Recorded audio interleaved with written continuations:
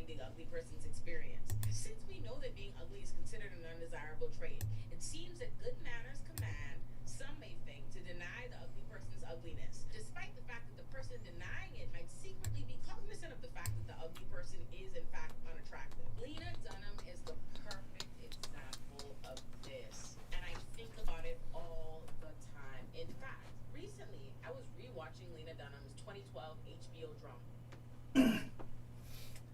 This Illuminati video, if pretty is a privilege, ugly is a curse, really good. One of those discussions I've been waiting for someone to have. She's doing an amazing job of it. Anonymous, I notice you've changed your name to Sneed-chan Sugoi Desu. I wouldn't have known it was you if it wasn't for having the same avatar, but what's up, Zerakiel? Good afternoon, I guess. It's already 1:30. Feels like morning. Let's get day drunk on a Thursday. Or I'll do it for you if you can't. Probably can't. But I will drink on everyone's behalf this fine morning. It's not morning. Changed it up. Every once in a while you gotta change it up. I'll probably have to pop out soon, but I'll hang out to start momentum. Let's go. Let's get the ball rolling like we're making a snowman.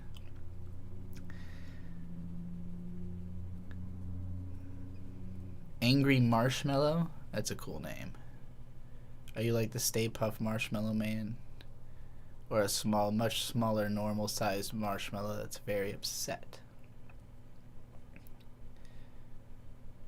I have, right here, some spicy-ass ramen. It's much spicier than I thought it would be.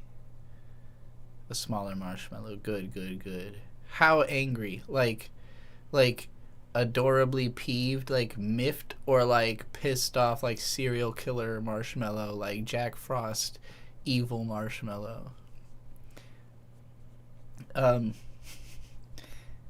I got this spicy beef flavored yakisoba. It's not even ramen. It's yakisoba. Pissed for sure. Understandable.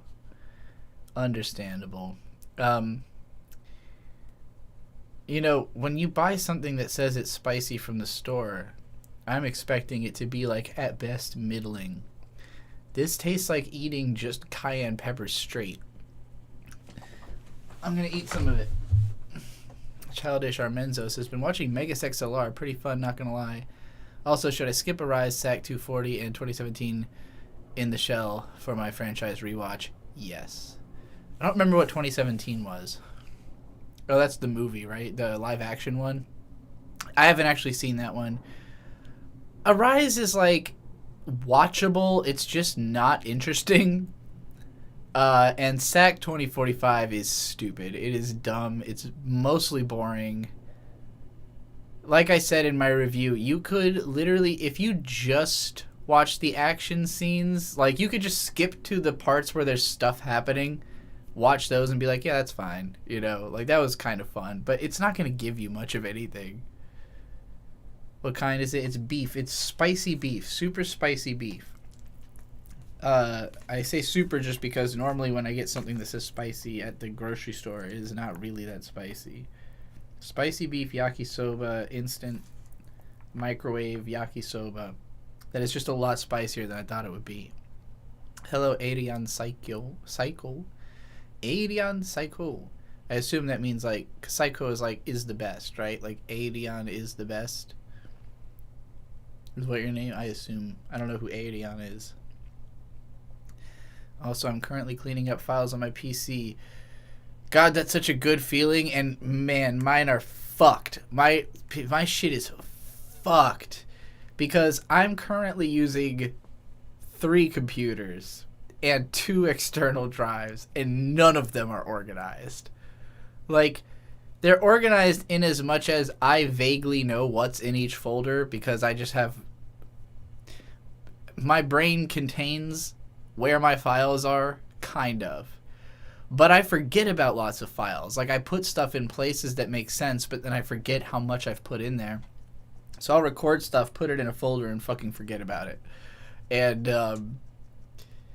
yeah, and then also several of these computers have multiple internal drives.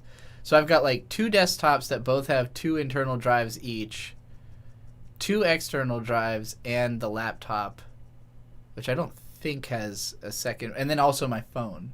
So all of those have stuff that most of the phone has been like offloaded onto other shit. There's also plenty of, well, not plenty, some backups. Some of those are backups of the other ones.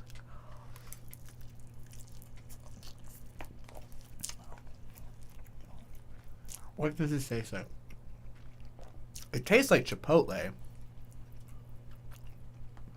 Like, it tastes as though the flavoring powder was just Chipotle beef, but mostly the pepper, you know. Hey, Nisa. Hello. Finding zines I don't remember downloading. Yeah, I know the feeling. Yeah, it just feels like I coated my tongue in, like, mostly red pepper, but with like a little bit of, like, mostly chipotle with a dash of cayenne. It feels like it's both chipotle and cayenne pepper. It is, in fact, a Maruchan yakisoba spicy beef. It's just way spicier than I thought it would be. Z-Cypher posted a very cute goat. Very satisfied looking goat. That's a cool goat. I didn't know you could post a goat on YouTube.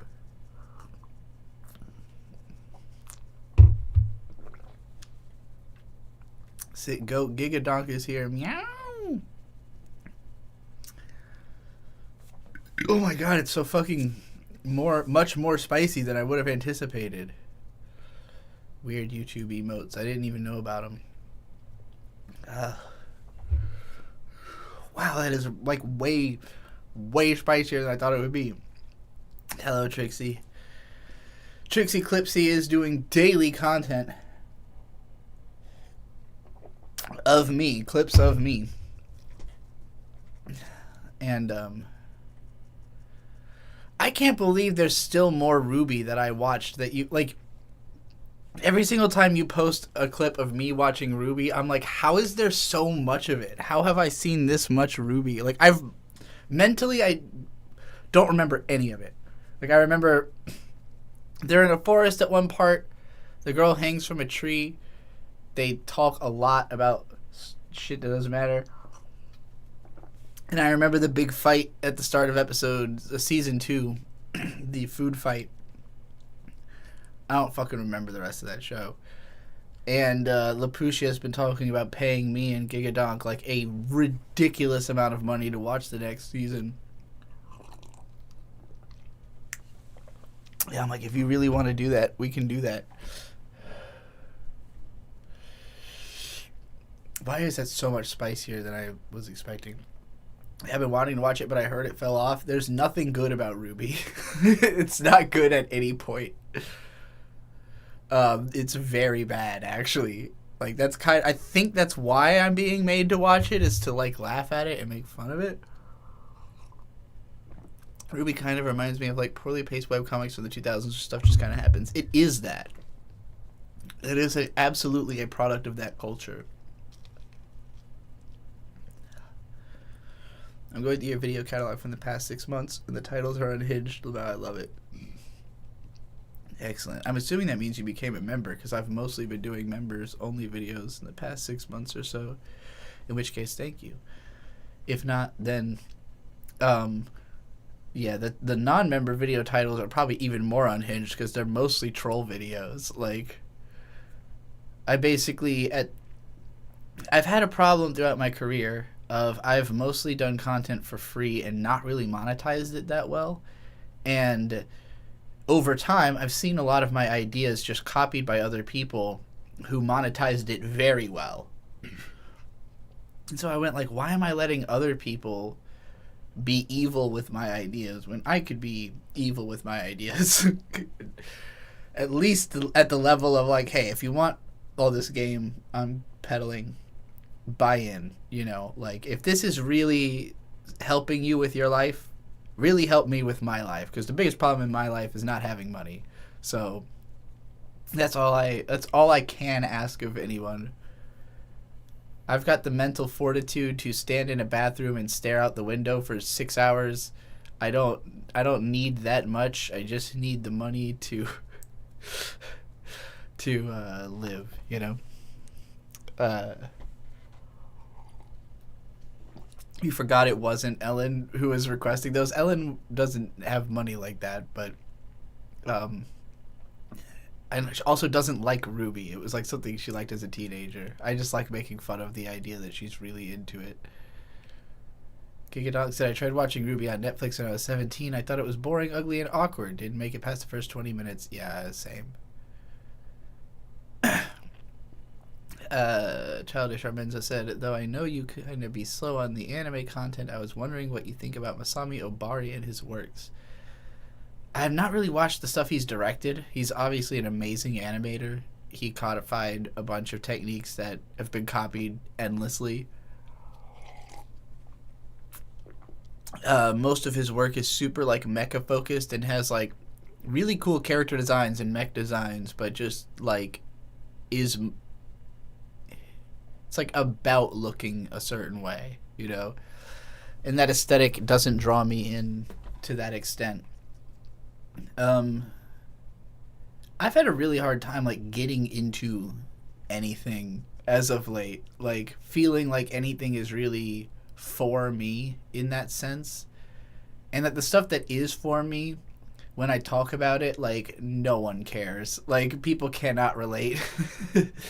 Not en masse. Like, there are some people who care, obviously, and a lot of them are probably in chat right now, but like, when I'm talking about society, you know, like, oftentimes I will say things that, like, because I'm kind of preaching to the choir, I feel like I will say things about people and the audience will think I'm talking about you, and I'm not. You, I consider as part of, as far as I'm concerned, you and I are one and the same, you know, like, you make me exist. Everything I do is in service of this communication and making it make sense, you know. But I'm trying to communicate with more people. Like, so, like, when I talk about, you know, oh, nobody's paying attention, I don't mean the 18 people who are paying attention at the moment, you know.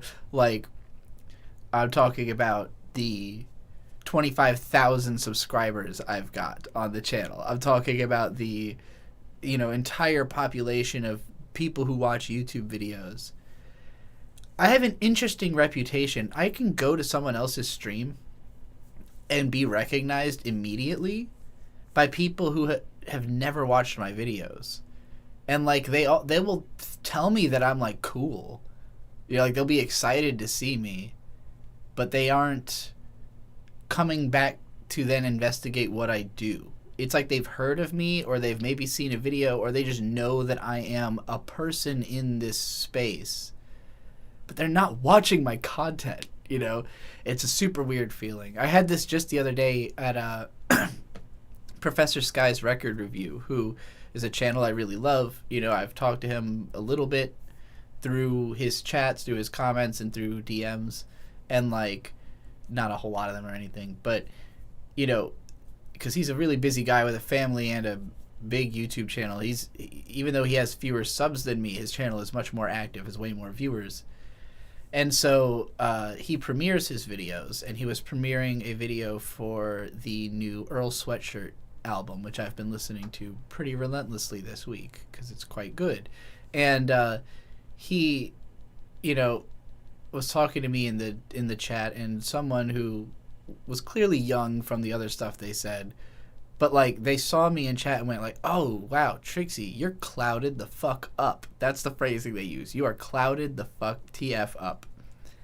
And I was like, huh, am I? Like, who are you and why have you heard of me and what do you mean? You know, like, because I don't feel like I am that big. I don't feel like I'm, clouded the fuck up. And I responded, I have chaotic clout. And Professor Sky said, chaotic clout is a thing to behold. And I was like, okay, Sky's probably learned a lot about me, or not a lot, but enough about me to understand that, yeah, I have chaotic clout.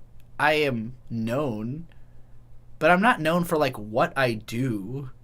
I'm known for random fucking shit I have done, Like, so it's a weird situation. I gotta answer this super chat I got here. Your stuff is cool with Canadian $5. Thank you. Watch Supered 86, how to clean a toilet. It's 39 seconds. Okay.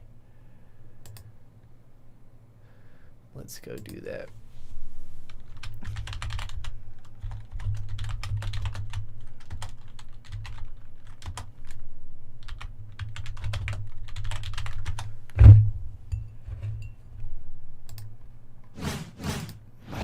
I was actually asked by Bird this morning to clean the toilet in our bathroom, so this will be useful, maybe.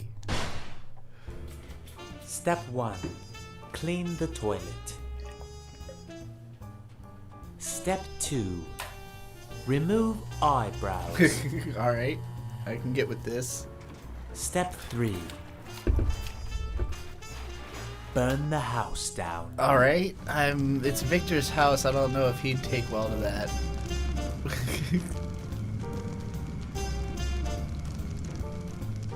Yeah, the first 2 steps, maybe. The third step, I think I'd get in trouble.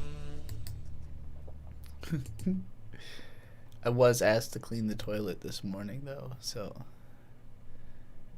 I'm glad you reminded me, because I would have totally forgot that. I tried watching Ruby, and it made me upset because it reminded me of the comics I wrote in junior high, and not in a remotely positive way. I was angry because it was written by adults. I definitely think they were trying to channel, like, ideas that had just been in probably, what's his name, Monty Ohm's mind since being a teen, Like, it was definitely trying to channel, like, edgy teenager anime fan energy and just be, like, unapologetically cringe about it. And in that way, I think it was like obviously it was mostly beloved by people who just were that age and would like that kind of thing naturally. But I also think it helped to open the doors towards the modern, like we are currently existing in a post-irony movement that is, like, opening right now, where people are really sick of irony. And there was, this is also something I was kind of talking about in the comments on that Earl video with Professor Sky, because he called the video post-ironic, or called the album, the new Earl album, post-ironic. It is an album that is almost a commentary on being like, hey, I was like one of those edgy, ironic teens, but now I'm like 31 and I have a kid, and that's basically the album.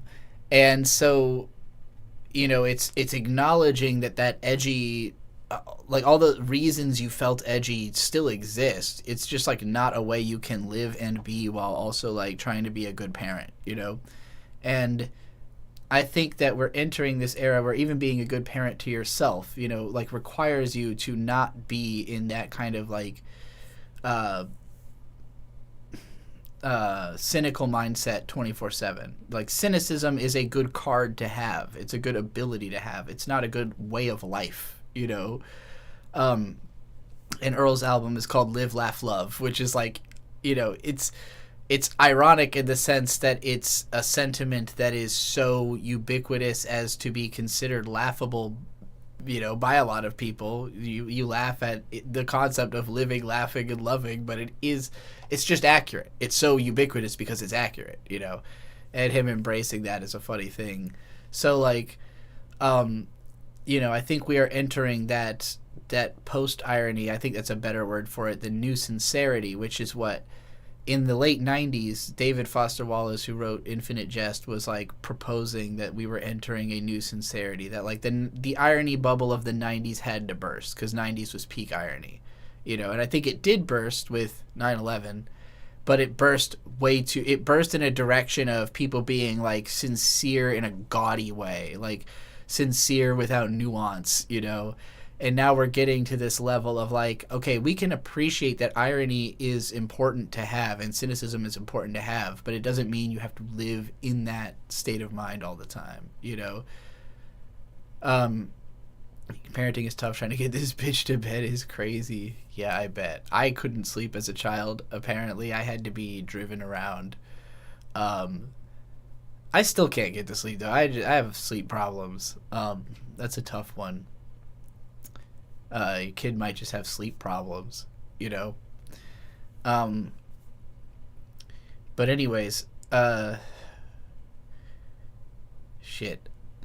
I don't want to try. I'm not trying to give parenting advice to actual parents right now, but it just occurred to me like, yeah, I've had a sleep problem since I was an infant and still to this day. Like, I can only really get to sleep if I just am exhausted. Like, if I've done as much as I can do and therefore there's no more, you know. Sneed-chan Sugoi Desu with $5 says, less spicy yakisoba fun. Try orange chicken or Korean barbecue next time. Savory umame, not spicy. I go to store now. Behave yourselves. Have a good time at the store. Orange chicken or Korean barbecue next time for yakisoba flavors.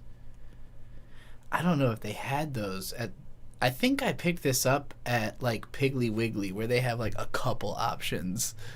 And that just happened to be one of them, and I was like, huh, interesting that they have this. They probably have it because it's spicy as fuck. Like, the fact that it was the only, like, yakisoba they had. So I think they actually had it just because, hey, there's an actually spicy one. Oh,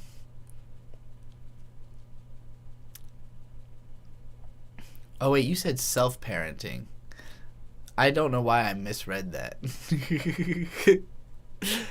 Try to get yourself to go to sleep. Well, in that case, my advice is wear yourself out. Like I said, the only way I usually get to sleep is I just won't stop going until I'm worn out, and then I crash, you know, like, because throughout, like, all throughout, up through high school and everything, early adulthood, it was always, like, a challenge of laying in bed, like, staring at the ceiling type shit, you know. You gotta go to work, helping vent for a convention. Oh, that's cool. I'm new to it, and it's weird work, but it's getting me gains. That's excellent. Z-Cypher in chat does vending at conventions and has been having a rough time of it this summer, I think. But,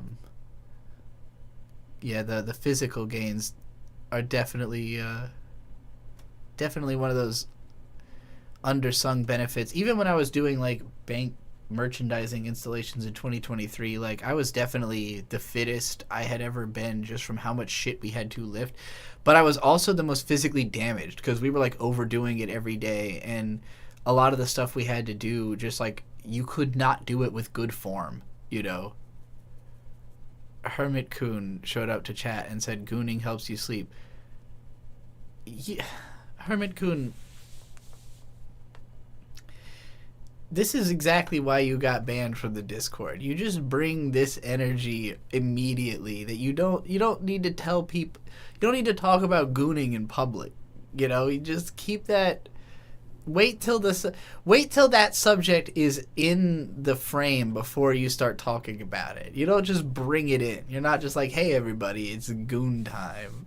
Later, Angry Marshmallow.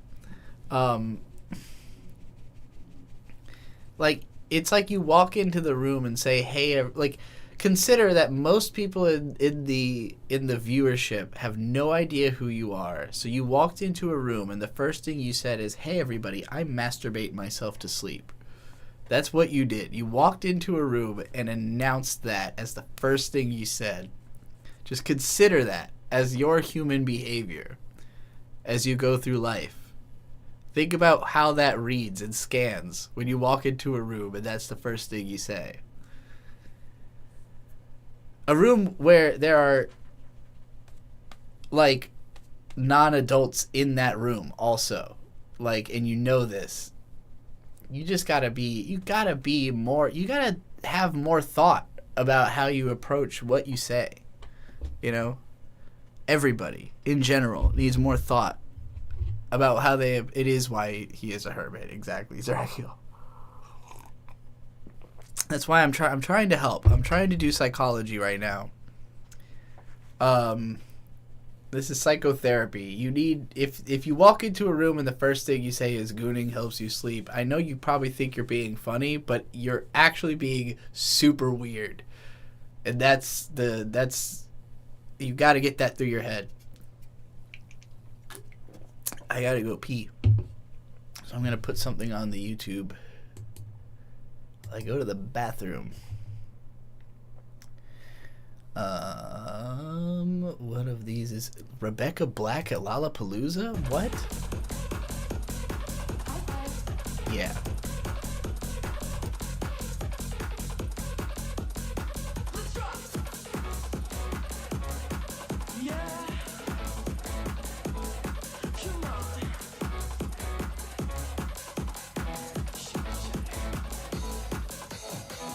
Take you home if you don't leave me at the front door. Leave me at the front door.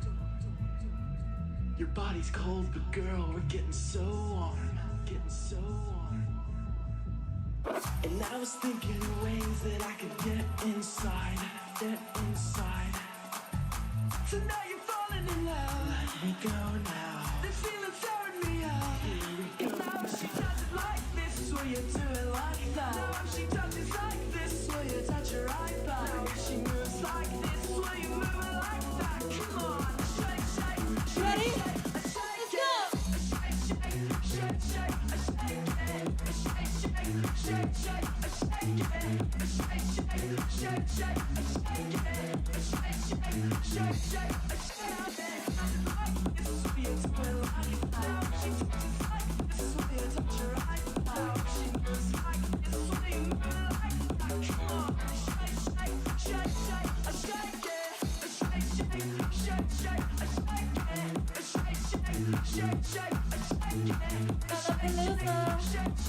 We only have 10 minutes left. Your lips tremble, but your eyes Thank are you in so straight much. stare. We're on the You with bed, me for but this your next clothes 10 are minutes, laying yes? right there. You with me? You with me? You with me? You with me? And I was thinking of places that I could hide. Well, show me. I Let's could go. hide. So now you're falling in love. Let me go now. This feeling's tearing me up. Here we go. Now if she does it like this, will you do it like that? Now if she does it like this, will you touch her iPad? Now if she moves like this, will you move it like that? Come on, shake, shake, shake, shake, shake it. Shake, shake, shake, shake,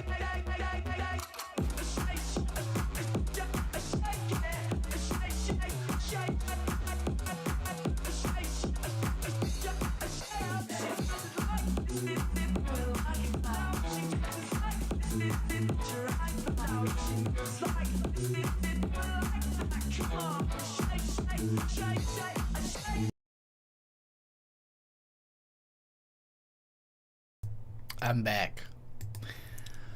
Shout out Rebecca Black. Aside from the fact that she's really hot, she also put out like what was my favorite album of the year for like 4 months up until Let God Sort 'Em Out came out. But yeah, Salvation's really fucking good. 7 songs that are all great. And so I ran it into, it's like 20 minutes long, and I listened to it like at least 100 times, being realistic, at least 100 times this spring. She wasn't playing her own music there. She was just doing a DJ set and playing someone else's music. So, you know. But I would listen to that album, Salvation. If you like dance pop at all, give it a shot. It's really good. Rielli and Friends says more like Rebecca based. More like Rebecca lifted. I've been trying... So, based is such an interesting word to me because it's a bipartisan slang for being cool, but in the way that... Like when a liberal person says something is based, they think they're saying like, oh, it's like woke. And when a conservative person says something is based, they're like, oh, it's like edgy, you know? His name is pronounced Riley, sadly. Oh, I know Riley and Friends, but he's Riley too. You see, the reason he's misspelled Riley is because we have ASE Presents Riley, and both of them come from the Dick Show community. So it'd be really confusing if we called him Riley in that space specifically, because there's already another Riley. So he became Rielly, or the other Riley.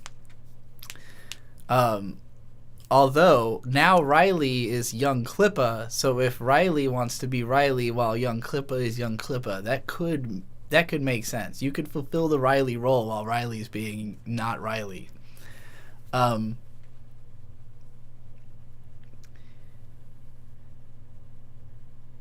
Thoughts on Blumenek? I don't know what that is. Never seen that word before in my life.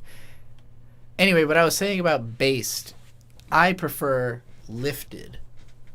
And partially this was inspired by Denzel Curry. What is it that he calls it? I don't like his word as much as mine, which is why I'm using mine. It's not like overground. It's like... It's something like that. Like instead of underground, it's like above... I don't remember the fucking word that he's trying to push. It's not as good as lifted. To me, something being lifted, first of all, you could be talking about stealing something, like lifting something, or just literally lifting something. But also, like, for something to be lifted means it is elevated. But not just elevated by, like, it didn't just elevate itself. Someone picked it up. Someone lifted that shit up. So... I have a lifted playlist, which is like music that makes me feel fucking lifted. Hold on. I'll play you some lifted music off my phone. That way you'll get the authentic experience of how I listen to music, because I mostly stand in the bathroom, which my bathroom has really good acoustics. Saying the word based hits harder than lifted. Yeah, but you're like, oh, that's based. Based on what? Based in what? Where is it based? How is it housed? Ultraground. Thank you, Zerakiel. I should have remembered that, because ULT is his whole thing. Being ultra is like the main... In the nighttime, meet me out of sight. It's the poltergeist when I'm ghost. I'ma cut the lights, out of mind. Y'all ain't ULT. Y'all ain't ULT. Ultimate. I don't need a gun to get respect up on the street. Yeah, of course it's Ultraground. I hate when people respond to based on what. That's why it's not good. That's what I'm saying. You cannot have something that's that open to being fucked with. Like, you can't. It's like if my name was like Fago or something. Like, everyone's gonna call me Fago, like, no matter what. There's nothing I could do to be like, it's actually Fago, though. It's like, no, you are Fago, if that's your name. Like, you can't... Based... If you have based, it's always gonna be based on what? Like, it's just... It's not a good... Like, the based god is cool. Lil B is cool. What the word based comes from is cool. But as a enduring slang term, it's just not. It doesn't serve its purpose. It's too easy to mean a bunch of different shit. Like, based just means good in most people's eyes. Hey, shout out to Brian Lauren, who just joined the Do Witchcraft tier. Hell yeah, that means you get access to all of the exclusive videos to members, of which there are many, including many that I have recorded and not released yet. I recorded like a 50-minute vlog this morning that I have to go back through. Can someone pay B to watch the Boogie 2988 documentary? That sounds like something I might do anyways. But if somebody pays me, I'll do it on stream. That's hilarious. Talking about the Fago. It's 40 minutes of uninterrupted cringe because of Boogie or because of the documentarian. Because I could see how that could go both ways. Obviously, Boogie is tremendously cringe, but I have like, I'm in my brain. I'm like inventing this documentary. Like I'm thinking, okay, here's another thing. Like I'm filling out 40 minutes in my brain worth of cringe things I know that he's done. So I'm thinking like, okay, there's got to be way more. There's got to be way more shit I don't even know about. Like it's got to be even more dense than what's going on in my brain. But I can easily write in my head 40 minutes worth of Boogie's cringe. Even just talking about the firing a gun in a school zone incident. Holy shit.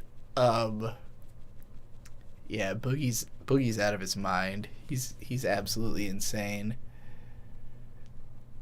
But what's interesting about Boogie to me is that he's not like, he has way more self-awareness than the average lolcow.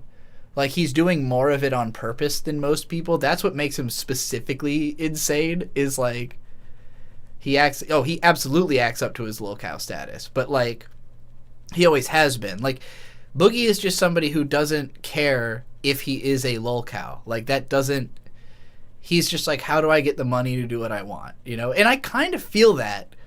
I almost, like, I don't envy it. I think he's just actually out of control and, like, probably regrets a lot of what he does, but then just keeps doing it. And, like, I don't know. It's going to kill him eventually, you know? But some people just are built wild, you know? Boogie, Ralph, those are people who are just, like, built to handle a level of self-abuse that most people can't, you know? Like, most people would just kill themselves.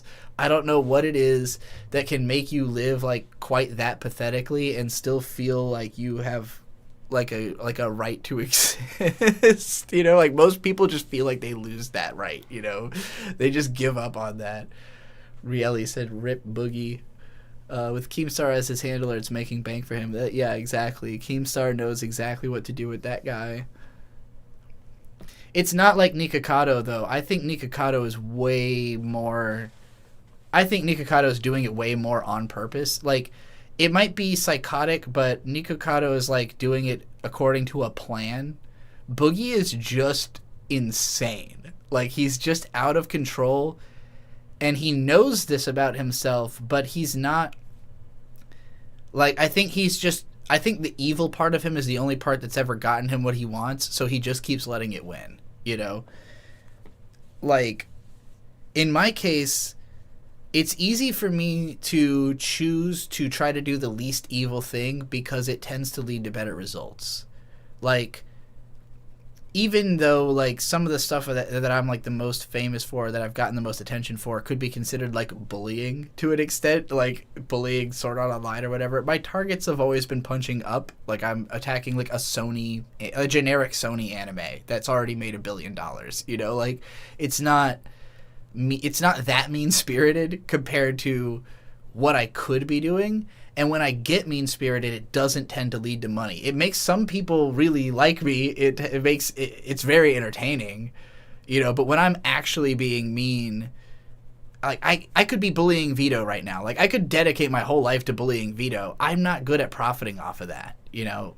Dick's really good at profiting off of that, you know. I'm not. I don't know how I'd make money off of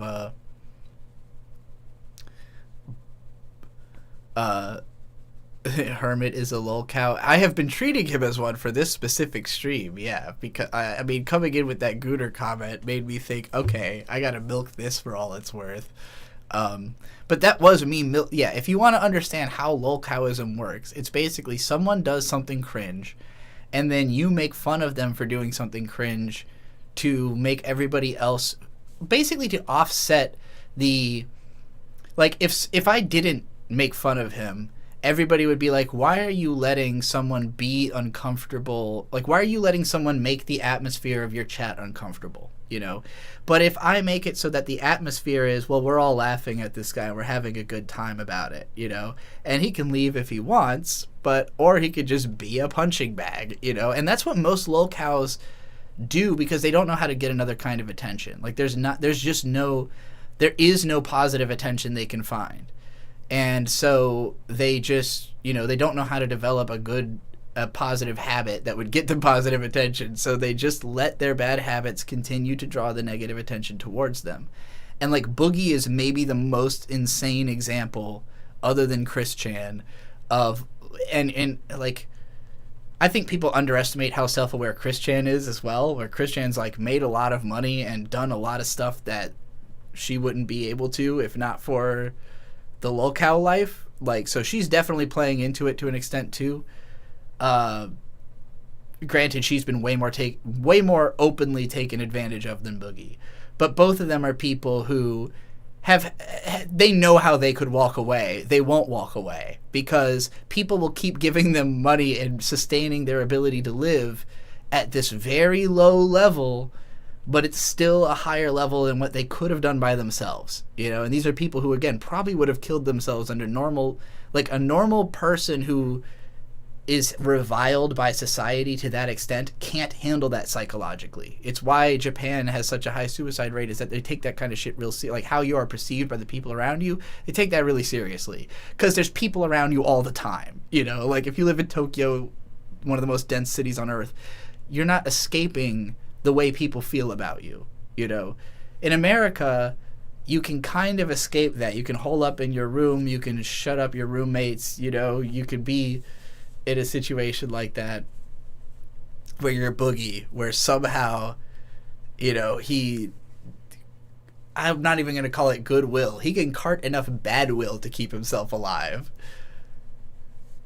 Uniquely American way of living, I think. I don't know, maybe it's not. Maybe there's people in other uniquely first world, we'll say, and keep yourself alive on being hated, but in like a comfortable, non-violent way, you know. Got to put Boogie in a dumpster and roll it down a hill for real. I mean, I don't know how you can do more than Frank Castle did by like showing up to his house and being like, you know, threatened with a weapon, like. Other than, I guess, show up with, like, a gang, like a whole group of people and just beat them up. You're all going to catch a charge. Like, I don't know. You just got to, like, you just got to, like, not engage. You know, like, if you feel like this person is...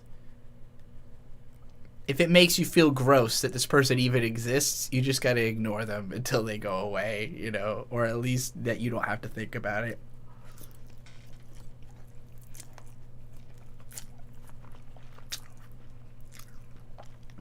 Definitely the dark side of humanity.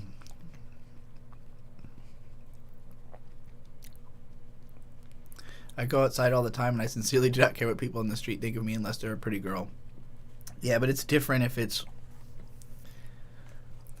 like a cultural, because in America, again, we have this pride in the idea of, like, I'm allowed to think whatever I want, even if everyone disagrees with me.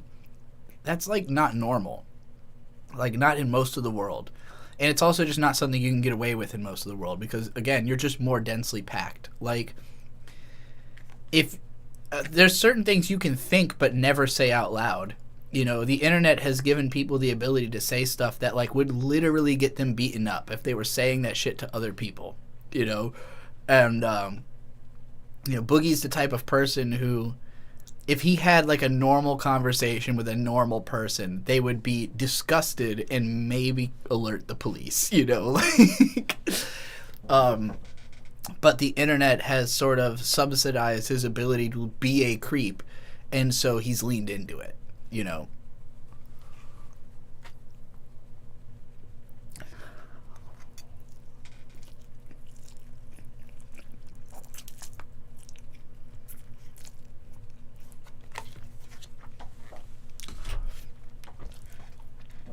some people are just, you know, like, hey, being a clown and making a lot of money is better than being poor to some people. If you want the ultimate example, look into DJ Academics. That guy is just as unhinged as Boogie and is still really famous and still making a shitload of money. Still one of the biggest voices in hip-hop on YouTube. And everyone else in the hip-hop space hates him. Everyone else thinks he's a creep and a fucking weirdo. But, you know, again, you can be a creep and a weirdo as long as it's entertaining enough for people to pay you and still live a more comfortable life. What the hell is Locale Live? That's the show. Keemstar created a show with Boogie and Wings of Redemption, I think, were the original hosts. I think it's still them, right? It is Boogie and Wings, yeah. Like two of the more famously lolcows, persistent lolcows, we'll say. People who've been around for a long time. And Tommy C, is that German dude? That guy sucks. Ugh.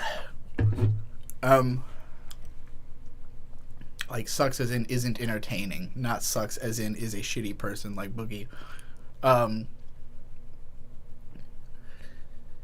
yeah, Boogie and Wings of Redemption are both like long time, like 20-year lolcows, you know, like 20 years of being made fun of on the internet, but like it still makes them more money than anything else they could do, so they're doing it.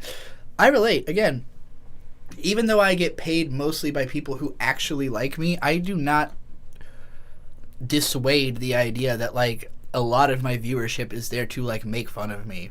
I get plenty of comments, like y'all probably don't see them because I delete them and ban the people, but I get comments like literally weird fucking like villain monologue comments about people awaiting my death and like saving their cask of wine for when I die and like preying on my downfall, like begging me to quit YouTube. Like I get people who are like weird obsessive freaks about wanting me off.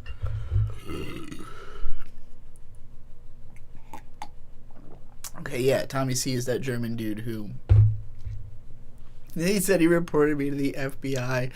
No, that shit was hilarious. It was that Tommy and I had a debate where he was trying to say he was going to call the police on me for having lolly hentai in my house.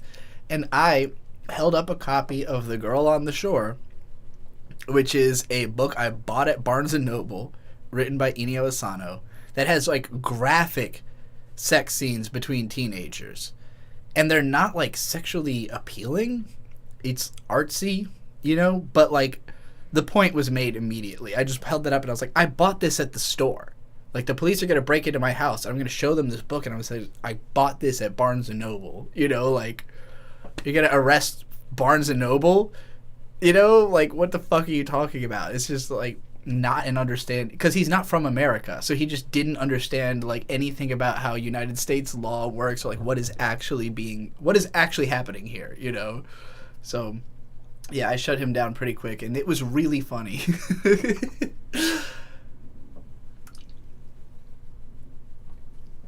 Yeah, that guy is not in general funny or entertaining, so I don't know how he's had a career. I thought the people who watch you just to hate left already, they just don't talk up. And also, again, I ban them. Like, I ban commenters that like, leave fucked up comments, but, like, they still happen fairly regularly. Like, every few days or so. There's still people, not a lot of them, but there's still people talking about on Kiwi Farms, you know. The haters are arguably more dedicated to the fans since Gigadon. Absolutely true.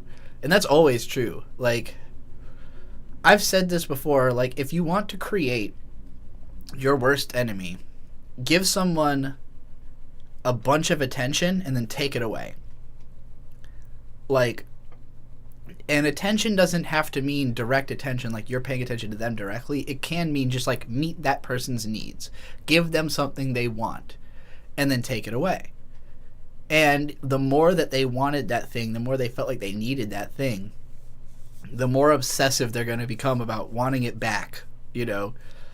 And so, yeah, like, I've created lots of weird stalkers and enemies without even, out of people who I've never met, who I don't know who they are, who, you know, people will leave their first comment, and it's like, I've been watching you for 8 years waiting for your death. And I'm like, all right, I don't know who you are, so you're banned and I'll never hear about you again. But, like, they're still sitting there wishing me dead, you know, somewhere in the world. It's wild.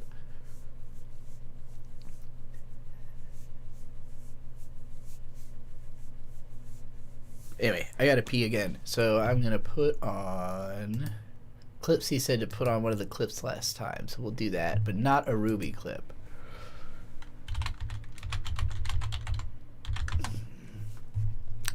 That can wait.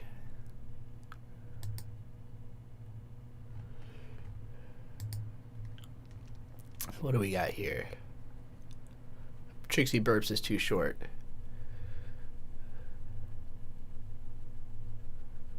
Apocalypse Zero is almost... Here we go. Trixie and Gigadonk talking business. No, this one's kind of boring. Trixie on Yay. Let's go with that. Kun said, also, I choose All Falls Down without any consideration to Yay. This is the same vid that uses Resident Evil OST and music from the De Niro and Pacino movie Heat. Laval, sorry, it was distracting. Only briefly. Only in that 1 second that made me go, Yay. You know? And, like, obviously, I don't think there's anybody who's going to hear that and go, I can't believe you used Yay, like, when it's one of his old songs. But at the same time, I think we're on the cusp of that going to be something that starts happening in the future. Like, I guess if what I'm trying to say is, like, in a sense of future-proofing your video, it might be better not to use Yay because it could reach a point that, like, that culture literally is like, I don't know, man. I kind of don't want to hear any of that guy ever because I don't want to think about him. I don't want to think about what he is doing at all, you know? Because that's how he wins. That is how he gets to keep his relevancy and to keep doing whatever he wants, you know? It's keeping you in his mind. Caribou-kun. Chrono, when you weren't here... God damn it! Gigatalk, when you weren't here, Caribou-kun was talking about not having really thought about, you know, the fact that Ye made that song and that he put in the video. And he said, I probably wouldn't have chosen it post HH. It was picked months ago. I get he was always that bad, but yeah, no, it's yeah. He recently crossed the threshold that I think most. Do you ever have those times where, like, you're trying to piss fast enough to, like, be faster than a certain amount of time, but it just feels like it's taking your whole life to piss? It feels like you've been pissing for 9 years.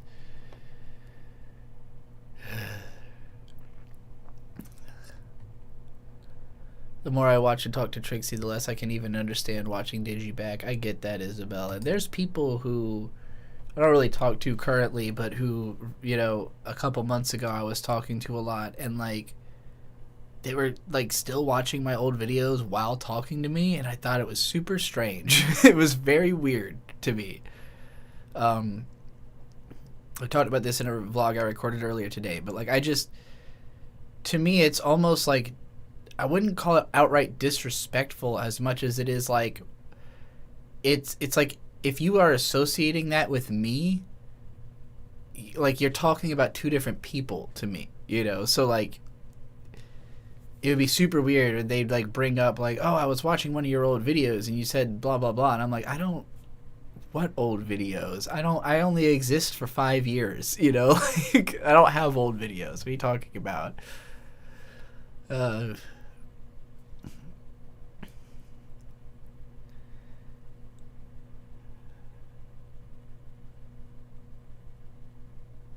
I get the feeling of missing the old videos, but I understand you miss the times they came from and not the videos themselves.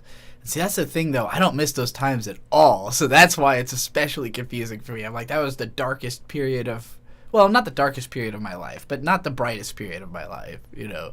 My 30s have pretty consistently been the best, and they're not even, like, amazing, you know. They're just better than dog shit, like, better than being, like, paranoid and, like, just feel like I didn't understand shit, you know. I feel like I understand shit now that I did not when I was any time before.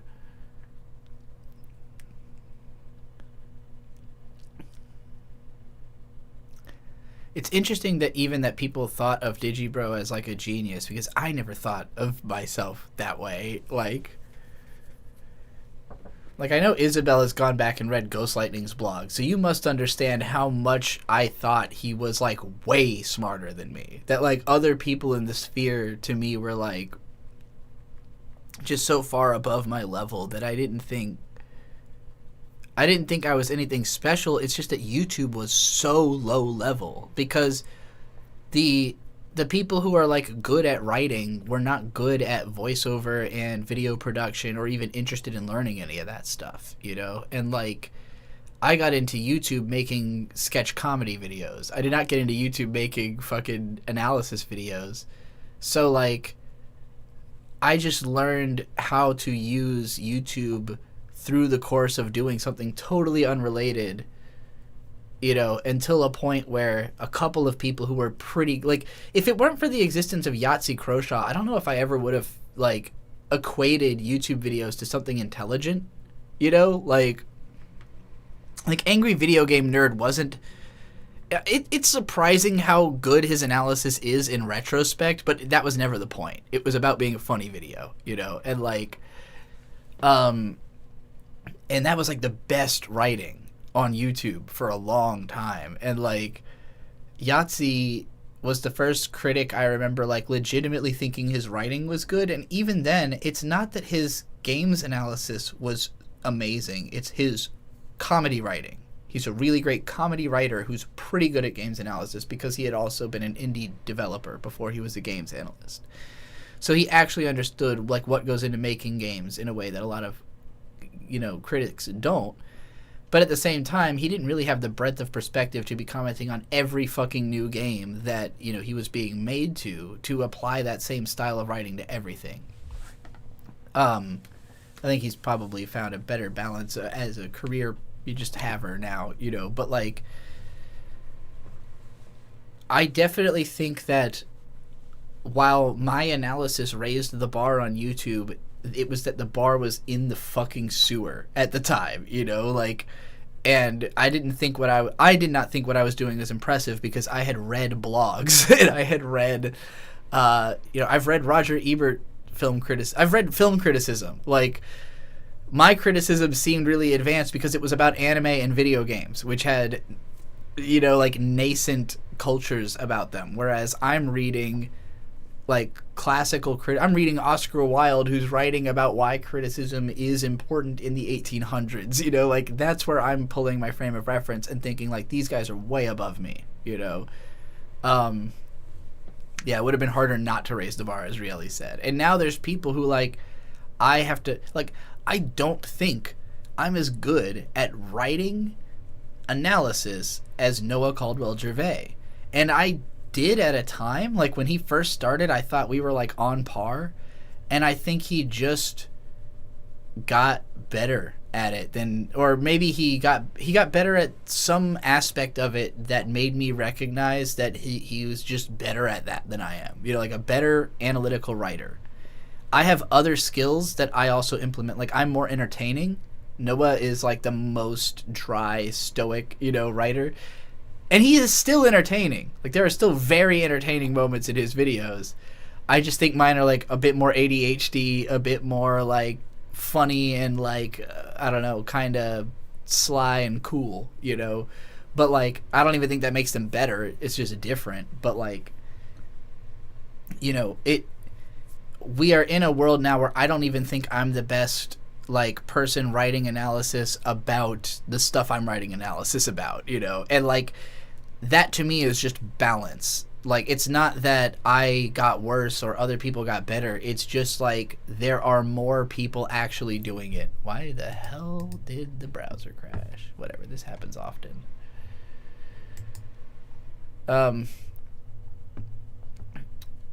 So, you know, I feel like the ways that I compete are not even necessarily by, like, being the best at analysis so much as the most dedicated to it as a concept, you know?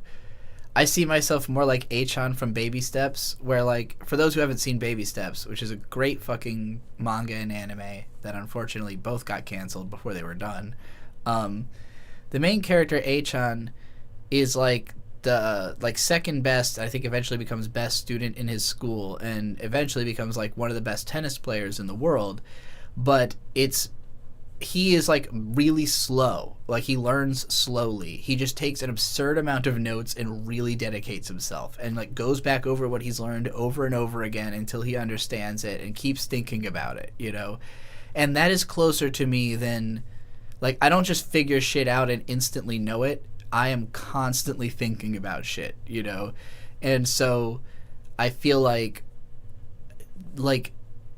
there must be people who effortlessly can leap what I do, just because they are just smarter, and like, but there are certain benefits that come from just dedication, that like those people won't understand certain things because they didn't have to do as much math to get there, proverbially. But yeah, I think of myself as like a relatively slow person. I'm definitely a slow communicator. It's easier when it's one-sided like this because it's just me, like if you actually think about how long it is between you saying something in chat and me responding to it, I'm slow. There are people who talk to their chat as it's happening and they just like short, pithy, remarks as it's going, and they're just kind of following it in a general sense.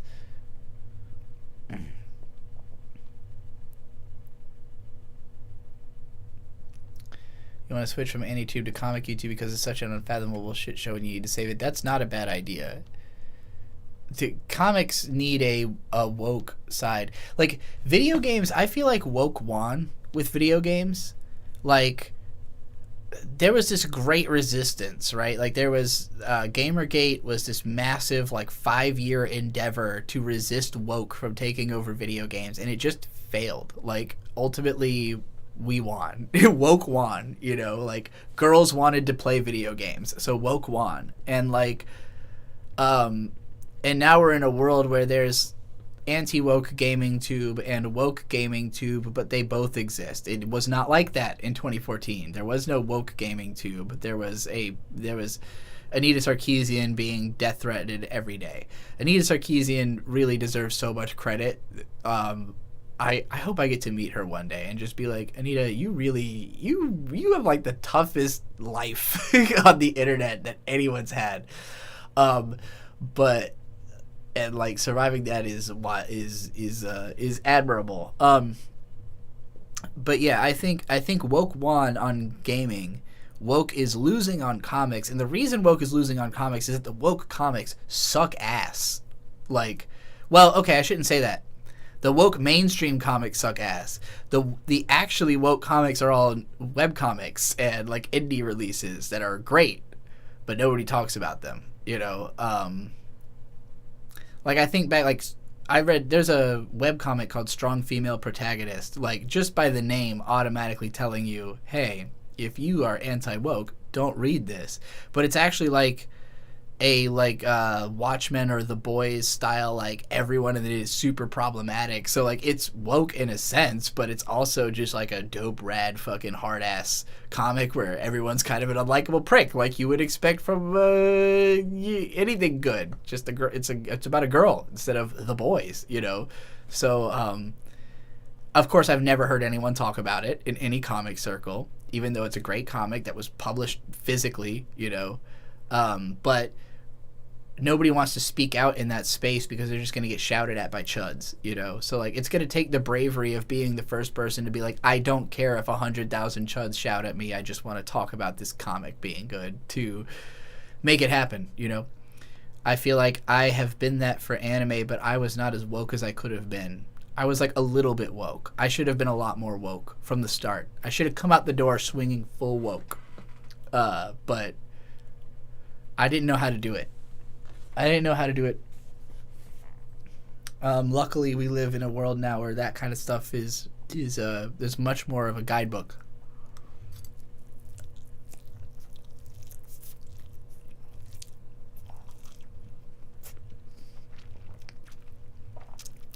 Have I read Super Killer? I read Super Killer fucking 2.5 years ago.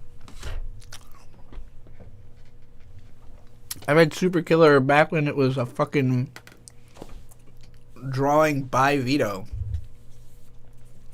Super Killer's not a bad comic. It is terrible contextually to how long it's taken to release.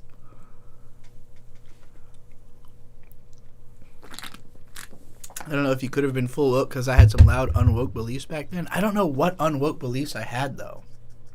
Like, you could say that, but I feel like some of my beliefs now, while they are in my mind woke, would be like back then me would have thought I was being not woke. Like, I'm more pro-gun than I used to be. Constantly saying the N-word. See, but I don't... There was a time when, in the 90s, when I grew up, being woke meant being anti-censorship. Because conservatives were heavy on censorship. And the conservative media was moving to, you know, make it so music that was violent or pornographic couldn't be, listened to. Video games that had violence were being banned, like being blamed for school shootings, all this shit, right? So, like, in the world I came from, expressing free speech was woke. And, like, I'm trying to figure out how to explain this in a way that is relatable.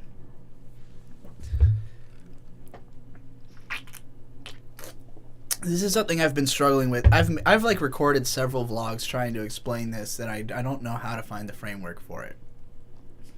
But I'm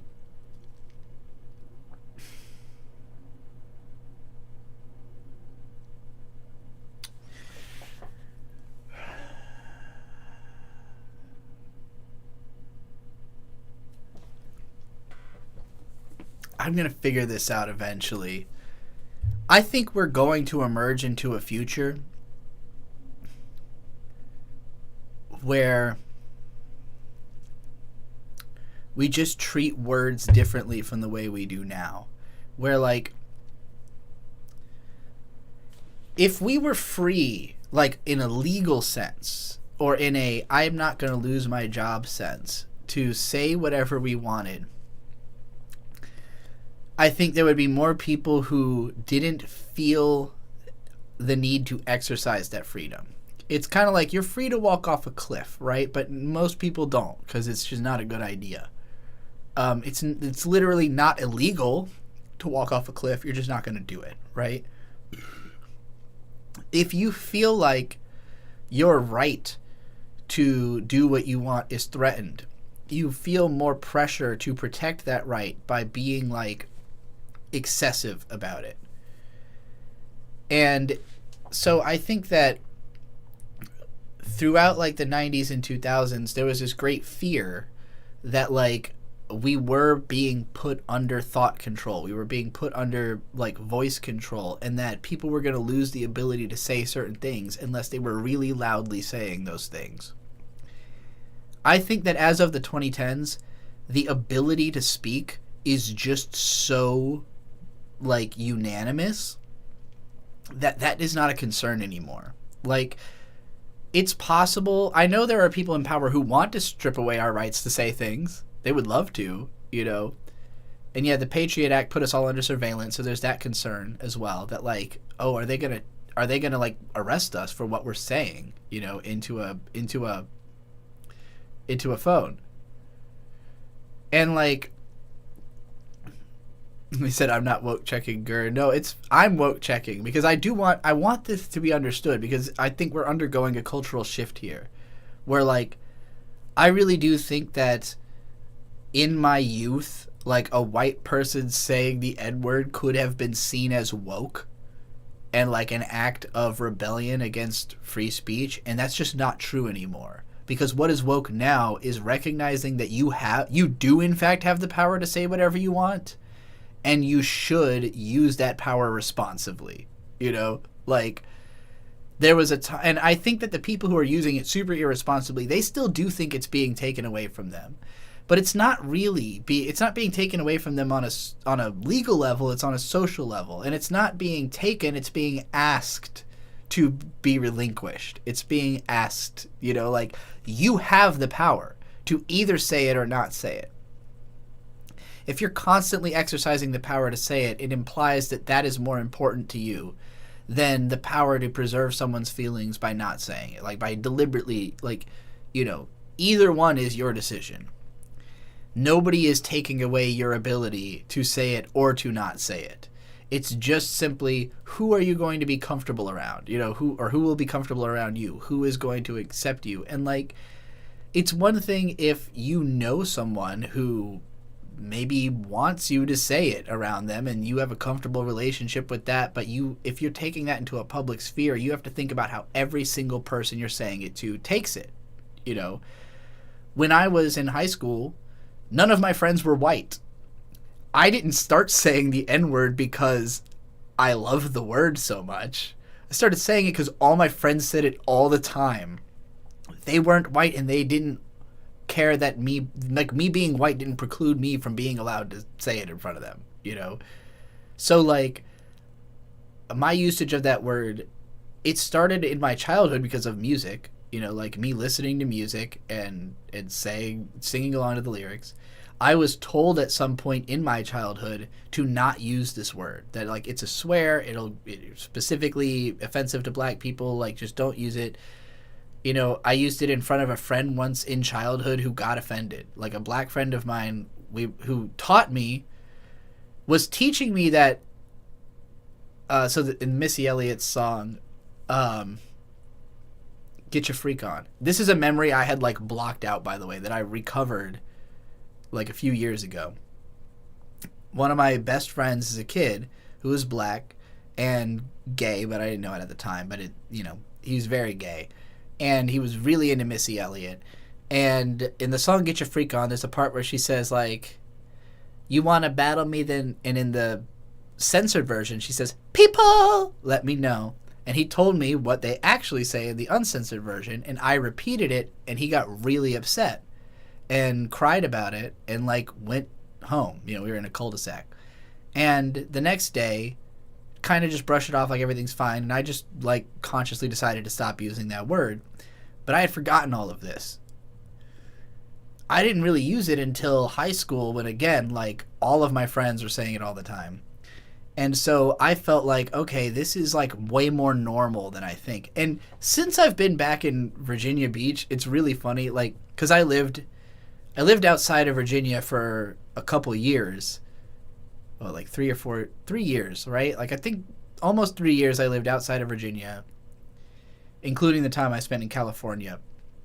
Coming back to Virginia, I was shocked by hearing so much of the N-word, and included from, like, mixed race, because I was at, like, a cookout one time, and I saw, like, a bunch of college dudes, just, like, mixed race group of dudes, all saying the N-word back and forth, just, you know, flying through the air and everything. And I'm like, oh yeah, that's what it's like here. Like, that's how people talk here. Because this is a military town with people from all over the world, of all different races, but, like, they're all surly. They're all, like, have an I don't give a fuck what anyone thinks attitude, you know. So, like, being here, yeah, everyone's saying the N-word, but that's here. And, like, I didn't know that. I didn't know that until going other places. I didn't know that till being on the internet and seeing the way other people feel about it. And on the internet also, people just be saying the N-word. But after meeting some of those people, like some of those internet people who throw around the N-word, a lot of them are white kids from white neighborhoods who have never met a black person, who listen to hip-hop, but that don't mean that they aren't racist, you know, like. And so when I started meeting those types of people, that really changed my perspective on it. Of like, oh, y'all aren't, like, y'all are using this word because you think you're doing, like, a naughty, cute thing. Like, you think you're doing something slick. You think you're being, like, sly and cool, you know, like, using this, like white kids who will giggle, like, say the N-word and then giggle about it, you know, like, that shit's gross. It's weird, you know. So I get how, when people hear me using it, and especially if they hear me defending my use of it, they're going to be like, oh, you know, well, here's a perfect example of, like, the logical argument of why no. That ain't, like, there are certain people who are just never going to be okay with you using that word. And, like, you got to consider, is my ability to say whatever word I want more important to me than my ability to have relationships with people who just simply don't want to hear this word come out of my mouth ever, you know? That's the consideration you have to make when you decide if you, as a white person, or even as a black person, are going to use that word. Because there's plenty of black people who don't like to hear that word, you know? I think the company man had talked about how his mom raised him, teaching him not to use it, you know, and he made a conscious decision to start at a point, and even then he does it consciously and sparingly, you know, like contextually. It's just not something that you shouldn't do anything thoughtlessly, especially publicly, especially as an influential figure. But, you know, that's the kind of thing that especially, you know, needs a certain level of thought. And I had put a certain level of thought into it before I was using it publicly. And you can see I was even doing it selectively. It was only in, like, music for the most part. But, like, or I guess on the procrastinators here and there. And that was probably a mistake. Like, it always was weird to me how white that podcast was, considering that, again, my friends were not white before being on the internet. The internet had been a very white place up until, like, 5 years ago. I think COVID, like, bringing everybody indoors and putting them on the internet, like, brought a lot of people online who hadn't been before and created new, like, industries, you know? But, like, in terms of, like, even my influences today, like, it's funny how much it flipped where I made a video once called I Crave Analysis from More Perspectives in, like, 2015 or 16, where the thesis of the video basically was everybody who's making analysis looks like me. Like, it's a bunch of, like, bearded, at the time I was a bearded white male presenting person with a beard, you know, and, like, I said beard twice. I meant to say blue-eyed white male presenting bearded person, and, like, everyone else who was doing content like that was this, like, particularly the fact that Errant Signal looked, like, shockingly similar to me at the time, like, really was fucking with my head. Like, I kept finding analysis channels and it'd always be, like, the same type of a person, you know, suburban, nerdy, white, you know, somewhat out of touch, somewhat autistic, thoughtful person, like the same person.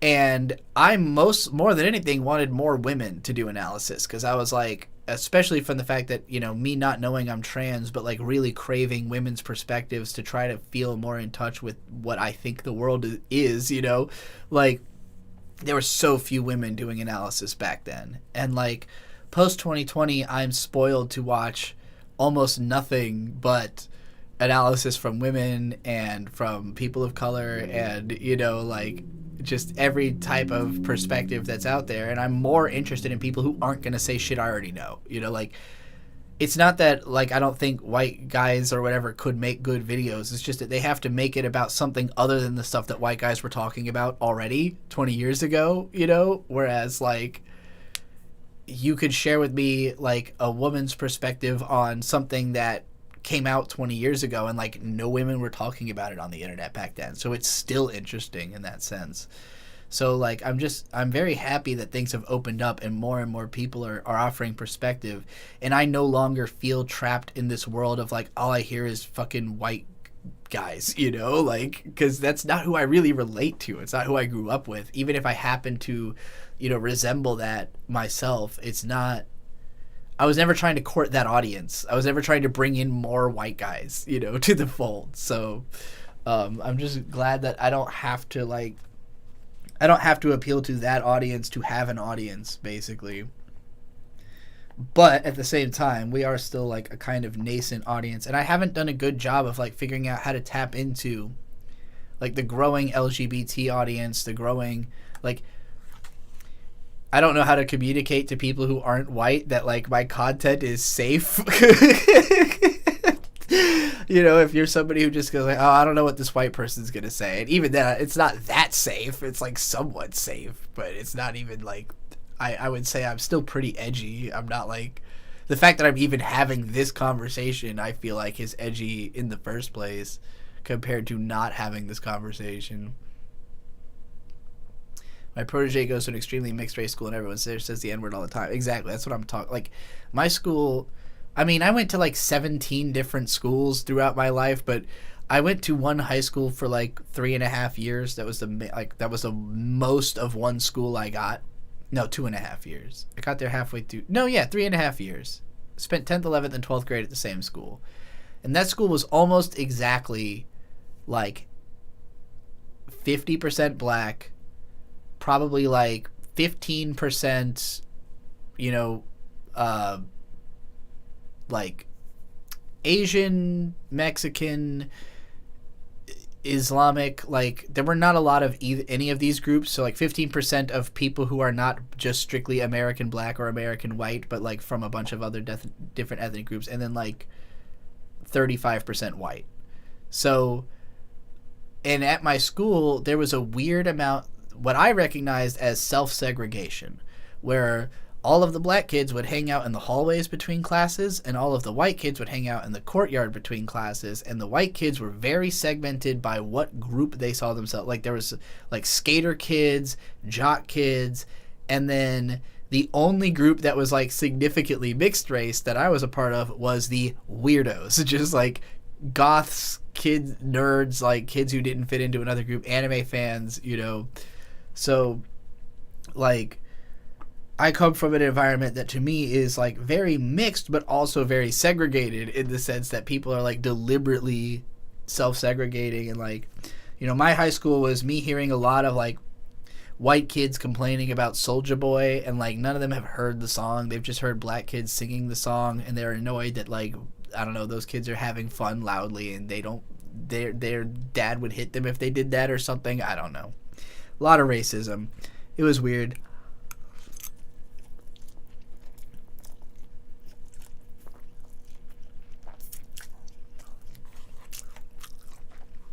In those first 6 months, or 9 months or whatever of ninth grade, I went to a school that was almost all black.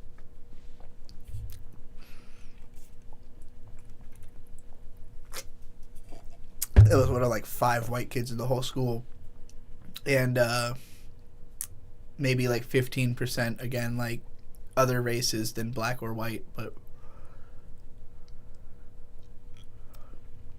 C-Cypher says a super interesting phenomenon from the 2000s is how many non-white people drew themselves as like ambiguously white anime people. Yeah. You know what's the funniest part of that phenomenon is how the entire fucking country of Japan is doing that.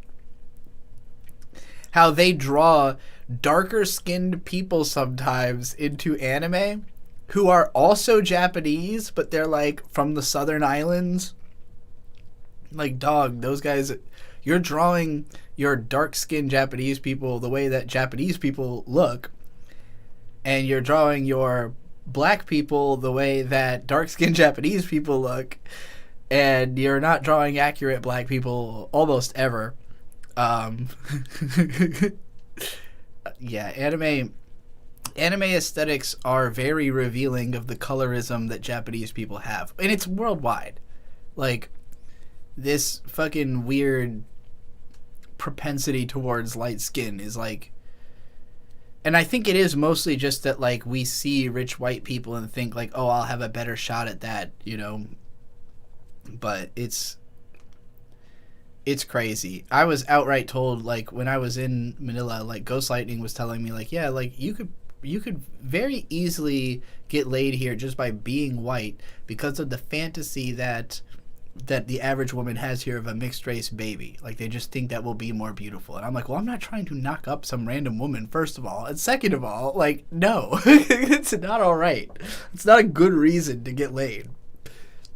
Because a woman's looking for a fantasy of getting impregnated with a mulatto baby. Riley and Friends with $10 says, W racial relations stream. Thank you very much. It'll be even more of a W if you use Cash App or Venmo to send me that money, because I got $30 in the bank, and that money would show up right now as opposed to next month on the 21st. But I still appreciate it, because later money is still money. It's just money I spend later instead of right now. All money is good money. It's probably even more responsible, the later money, because that shit shows up when I need it most. The shit shows up right before the YouTube money shows up like 5 days before the phone bill gets taken out, and I always forget about the phone bill. Nisa said, the white kids at my school were like that too. Ended up going to a lot of mixed schools in New York City, but it's strange how anti-black a lot of kids were in the early 2000s. For real, though. Now everyone likes black culture, but it's still weirdly racist. And, like, man, alright. So there was this video recently, a few months ago. Shit, somebody just sent me money. Hey, Rieli sent me $20 on Now Money. Thank you, Rieli. Where you getting all this money? You just get paid today or something? Damn. Sharing the wealth. All right. I appreciate it. That's for real. All right. Let me talk about this. I don't need to transfer that yet. Yeah, on Everyone Likes Black Culture, but it's still weirdly racist. Like, okay. So, circa like 2004, my uncle married a black lawyer. Her dad, a black judge. And I was in her dad's house, fancy, massive mansion, for their was it their reception? I don't know. They were getting married, so it was like the before marriage thing party. This is the only time I really got to spend around this family. But like, I being a social recluse, there's a bunch of people running around. I don't know what to do. I go down into their big ass like entertainment room den area. This is a nice ass house. Thinking back on it, I would love to have this place. But down in the den where nobody was at, they had the graphic novel of the Boondocks, A Right to Be Hostile, and I sat there and I read like half of it during this reception, and I felt like I had downloaded all this perspective on black culture into my head, but specifically from the perspective of someone disappointed in it, because Aaron McGruder was like everything about the Boondocks is not just about black culture. Disappointed in America. Disappointed in American politics, disappointed in pop culture, disappointed in Puff Daddy changed his name to Diddy, just disappointed in everything going on, but especially in the way that black culture was representing black people in the 2000s, which was nothing but BET, crunk, fucking ludicrous, nothing but like the most out of control representation. And the comic was more political and more like sly and kind of, snarky about it. But the show that came a few years later was like very in your face and like heavy, like beating you over the head with the point, because it was like the comic didn't work. It didn't affect enough change. I think the Boondocks actually, like the show, actually changed black culture forever.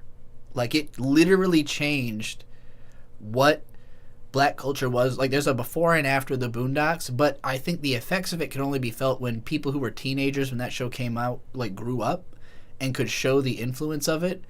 Because if you looked at that show and you're like, damn, all this stuff is embarrassing. All this stuff is bad representation. All this stuff is a honeypot trap that, like, white people have, created. And then you act against that, then you effectively change the culture so that it is now a whole lot of the Boondocks and not a whole lot of what it was before. Now you get laughed at for being, crunk era ludicrous or whatever. Like, and it's not to say that there's not still like this obviously big thread of like, dumbass shit that goes on in like the broad like popular black culture, but there is way more popular counterculture. There's way more popular stuff influenced by the Boondocks. And then it got to a point, and this blew my mind, where there was a video by this guy called John Lewis, and he was talking about how the Boondocks is kind of anti-black, like that the Boondocks does not really express love for black culture. It expresses like disappointment and like kind of like a holier than thou pretentiousness. And I'm like, yeah, that kind of was the point. And like looking back on it now, that feels like mean-spirited, because we have more of an appreciation for how like those cultural aspects that the Boondocks was looking down on, like not all of it was bad inherently. Not all of it was like just negative, like some of that stuff like was empowering and like, yeah, like sure, it wasn't the best way to be behaved, but it was also like a method of rebellion and stuff like that. And like the Boondocks just wasn't very sympathetic, basically, is what this guy was saying. Like, it's not really that sympathetic to the black experience. It is mostly like talking down, But I do think that if it wasn't for that, like that making people angry and feeling the need to change that and like change the status quo, like I think it was super effective at what it was trying to do, but it is naturally dated. Like because it was effective, because it did create this circumstance where now there's lots of people saying the same stuff the Boondocks was saying, but without saying it that way. You know, without having to be pretentious and preachy and beat you over the head with it and like admonish black culture broadly. Like, you know, I feel like watching an FD Signifier video is like the same experience you would have had getting, like, it's the same experience as watching the Boondocks back then. It's just that it's way more sympathetic, you know, towards what it's commenting on, even while still being just as realist, you know. But I feel like Aaron was like a lot angrier at black people in general, you know, than how it's become amid black people talking about the same things that he was talking about, you know. Isabel said, I've always felt a little weird about having the Boondocks as one of my favorite shows, and I feel like that's something out of the Boondocks. Lisa said, I see it more as, I mean, it's just one of the best shows ever made, so I see it more as nuanced black / safe black. Yeah, I didn't fuck with the Boondocks because it was like very like, oh, these not politically correct black people, and I was way past when that show came out. Way past that when that show came out. Interesting. Yeah, like how hard that show hits you, I think will have a lot to do with like how far you feel. Like obviously Aaron McGruder felt like an outsider to black culture, and I think that show was made for and it was, you know, beloved by people who also felt like outsiders to black culture. But a lot of the people who were inspired by it, or even just that the gate was opened for them to, like, some of those people are contemporary of Aaron McGruder. It's just that the stuff they were saying wasn't like hitting that massive audience until after the Boondocks kind of opened the door for that taste, you know, that like more people are making stuff like that, you know. And I think about other stuff, like it also helps when just like supremely talented people emerge who can tell those stories. Like Atlanta, I think changed a lot. Like Donald Glover, another dude who obviously started off feeling like an outsider to black culture, but I don't feel like Atlanta is nearly as mean-spirited or as like critical of the reasons that the culture is happening as the Boondocks is. You know, the Boondocks is more like, I'm disappointed in all of you, and Atlanta is more like, the world's just like this, you know. But the fact that, like, for instance, the acting in that show is so fucking good that like now Lakeith Stanfield is like one of the biggest actors, you know. That dude who played Paperboy, and I can't ever remember his name, is in like all kinds of shit. He never gets like good roles, but he's in all kinds of shit now. He says like, we're not a monolith, we're all allowed who we are and yet can be black. Indeed. And I really wish everybody thought of themselves, like every time somebody thinks of themselves as part of a group, they're like seriously overestimating how much everyone else in that group agrees with them, I think. Isabel said, I feel like a massive outsider of the trans community, and I'm looking for something like the Boondocks but for trans people. Oh, that would be sick. I mean, we're gonna have to be the ones to make that, because that we're the only ones who feel outsider to the trans community that way, I think. Z Cypher says, I'm on it. Yeah, exactly. Like we need it. We do need that. But again, it can't be. I think we're in a culture now where you cannot come at people in a way where you're like, oh, you're the problem because you won't change the way you are. You need to make them feel that. Actually, you know what's really good? Like the stuff Rhyme Kickflips is doing. Her fucking short film. If you didn't see it, that short film about like going to a party, and it's like a bunch of trans girls at a party, and everyone's kind of talking past each other, and it's just like this weird like tense atmosphere, and like I think that kind of stuff does a good job of like showing people where their faults in like communications are, you know, and like where we need to alter the way we communicate in certain ways to make it less combative. I've been at those parties. Yeah, me too. Well, and like I'm that, like the girl, I think it's Morgan who plays her. I'm not sure. I don't know everybody in the film that well, but like one of the main characters who's like the kind of quiet one who just like follows her girlfriend out to smoke outside, like when her girlfriend goes out to smoke and she just kind of follows her out there awkwardly. She's like, I don't know anybody at this party, and the girlfriend's like, yeah, well, you're making a really terrible fucking first impression. I was like, that's me, like the one who's fucking up, not the one who's accusing, but that would be me at that party. Would be the one who like fails a few attempts at conversations, mostly sits there quietly, follows my partner out, you know, because I don't want to be alone with people I don't know. I feel like every conversation I've ever had on a trans Discord server sounds like one of those parties. Yeah, Discord is tough in and of itself, but like, yeah, those... I mean, human interaction is tough in and of itself, right? I think the issue we have is that most people don't think that much about it. Like, most people have a bunch of interactions that don't go right, and they just kind of don't realize even how wrong it went. Like, they're not reflecting on it and thinking, what could I have said differently, or like, what did that person really mean by that? They're just kind of move on. You know, the feeling stays with them, and then that feeling gets put into something else. Like, they have a frustrating interaction, but they don't think of it as, I had a frustrating interaction. They just walk away frustrated, and then they go do something else to relieve that frustration, but they're not thinking of it like, oh, I got frustrated there, now I'm releasing it here. That's just happening. It's just the natural course of how life takes you. There is something about us that we get stopped and we think about it and we go, why am I frustrated, and what do I need to do to dispel that frustration, you know? And like, that's just a different way. It's slower.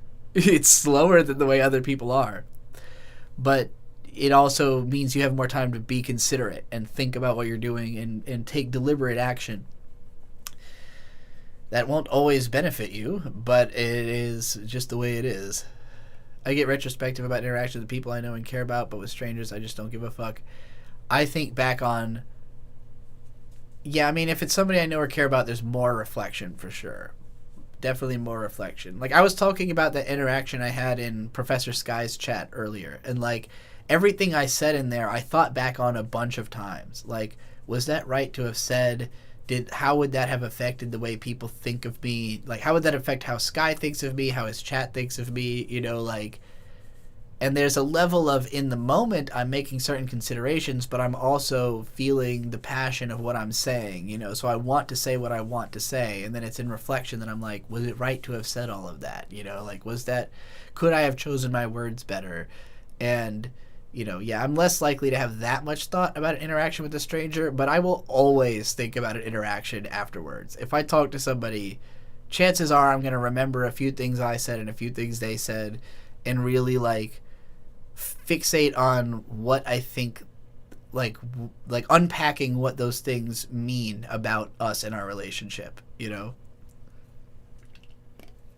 Or my ability to have any type of relationship, even... like a surface level interaction, you know, is a type of a relationship. But you know, I have to pee again, so I'm gonna put on another video. I don't want to put on another live stream. The creator of Samurai Jack has lost his mind. Did he ever have it?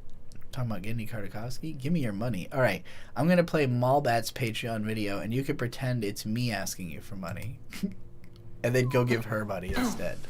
Hi, Malbat here. I just wanted to let you know that I have a Patreon. Also, I just opened up YouTube memberships too.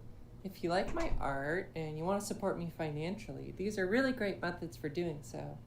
Joining one of these grants you access to early uploads, behind-the-scenes content, my live stream VOD, your name in the credits, and a whole bunch of other goodies too. Joining on YouTube gets you a little star next to your name and custom emojis to use during live streams. While on Patreon, you get access to some of my 3D assets and textures, as well as wallpapers for your phone or PC. Whichever one you choose is really up to you, but I will say YouTube takes a 30% cut, while Patreon only takes 8%. So, yeah, do with that what you will. Anyway, that's all from me. Consider supporting me and my art, and it really makes a big difference. Okay, bye!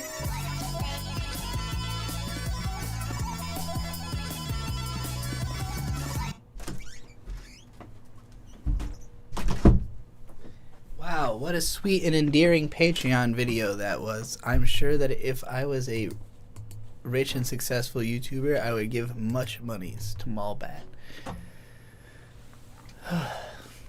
Alas, I'm just here to talk to y'all,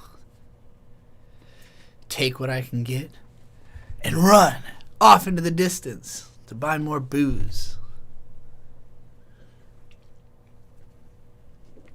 You take the money and you just run. Who knows that song? Slightly off topic, but you and Sky collabing would be so unbelievably hype for me. I think it could happen. I think it could definitely happen, but we'd have to come together over something like... It would have to be that there was a project that he really loved but was so anime themed that he couldn't understand it. Because in that Earl Sweatshirt street premiere, what the fuck? I'm getting called by Bird. Yellow. I'm live streaming. How are you? You're on break. How's the break?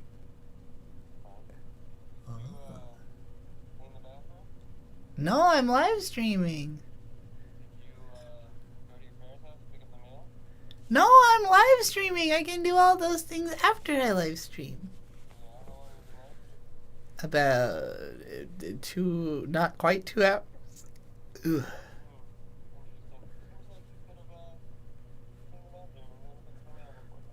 How? How, Sway? I don't know about all that. I love you too. Have a good week. Bird was like, did you clean the bathroom? Did you go to your parents' house and pick up my mail? And I was like, I am live streaming. You don't got the answers, Bird. Exactly. Ugh. You hear Bird just enough to hear that he is talking, but I don't have to make up what he's saying, so it sounds really funny. It sounds like the adults from Charlie Brown. That's hilarious. What am I day drinking? I am day drinking Three Notched Brewing Company, which is a brewery that has like 5 locations in Virginia. This is the Duke of Clouds Hazy IPA, 5.1%. Hoppy Hazy Session IPA delivers a citrus punch with a Citra and Amarillo hops. Amarillo? I don't know how you pronounce it. This one's alright. I already had a King of Clouds Hazy IPA. Oh, let me show you these designs, though, because the artwork is pretty cool. Got the Lion Man, that's King of Clouds. And then you've got a kangaroo with boxing gloves on the Duke of Clouds. King of Clouds and Duke of Clouds. Support local indeed, but I did get the box from Walmart.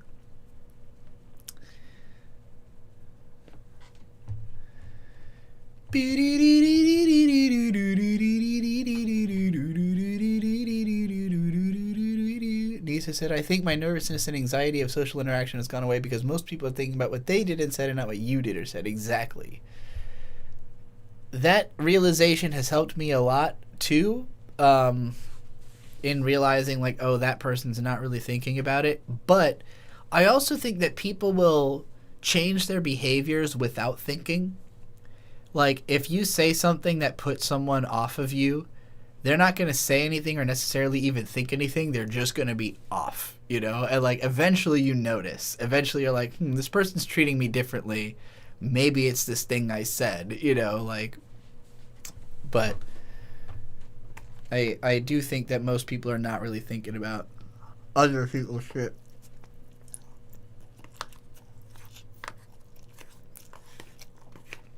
It might even be that people are distancing themselves from you because of something they said. Like, they think they said too much, and then they won't talk to you because that's actually something I'm more likely to do.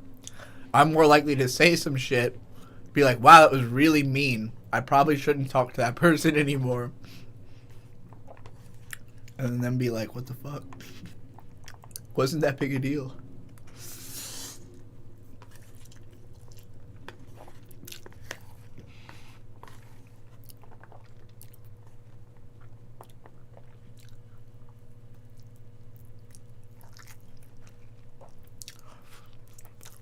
IPA stands for it's piss, actually. IPAs taste way less like piss than like light beers or lagers. Those noodles have to be ice cold by now. There's no way. They're actually still pretty good and still pretty spicy.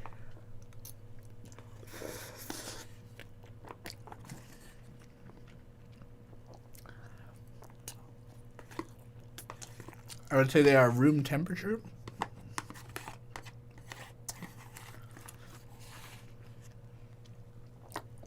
But the spiciness makes them feel warm.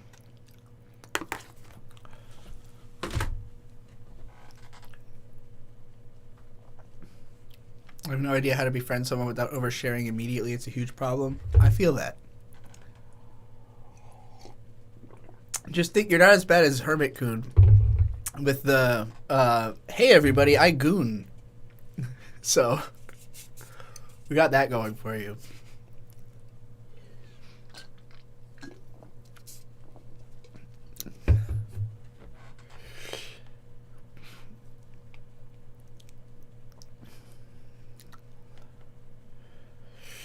It's true, not everybody's gonna like you.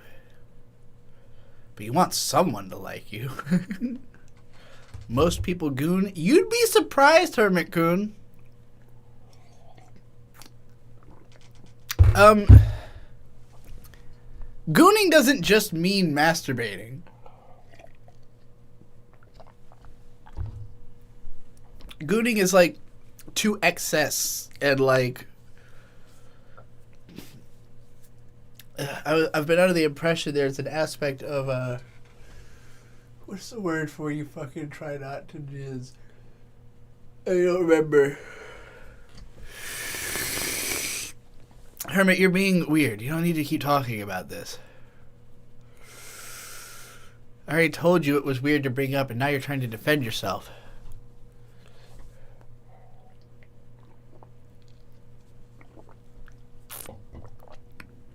Yeah, even if most people goon, it doesn't mean you gotta tell everyone exactly. Most people shit. We don't talk about it all the time.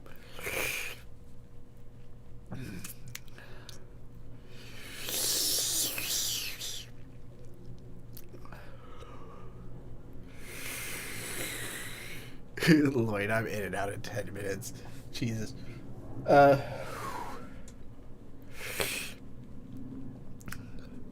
Gooning is just dissociation. It's the same thing as like playing an RPG or like watching a movie,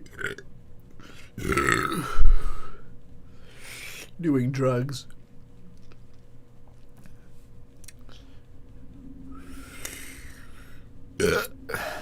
Holy fuck. Those noodles, though. I ate them real quick.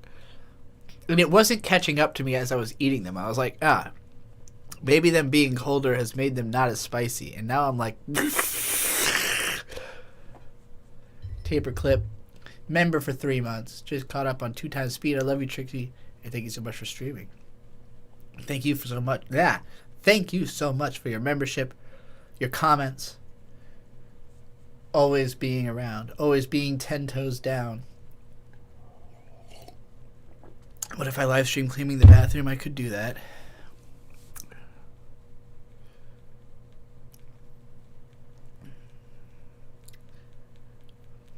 That video about ugliness by Illuminati was fucking peak. It was shit I've been saying for years. Yeah. That was great. Whew.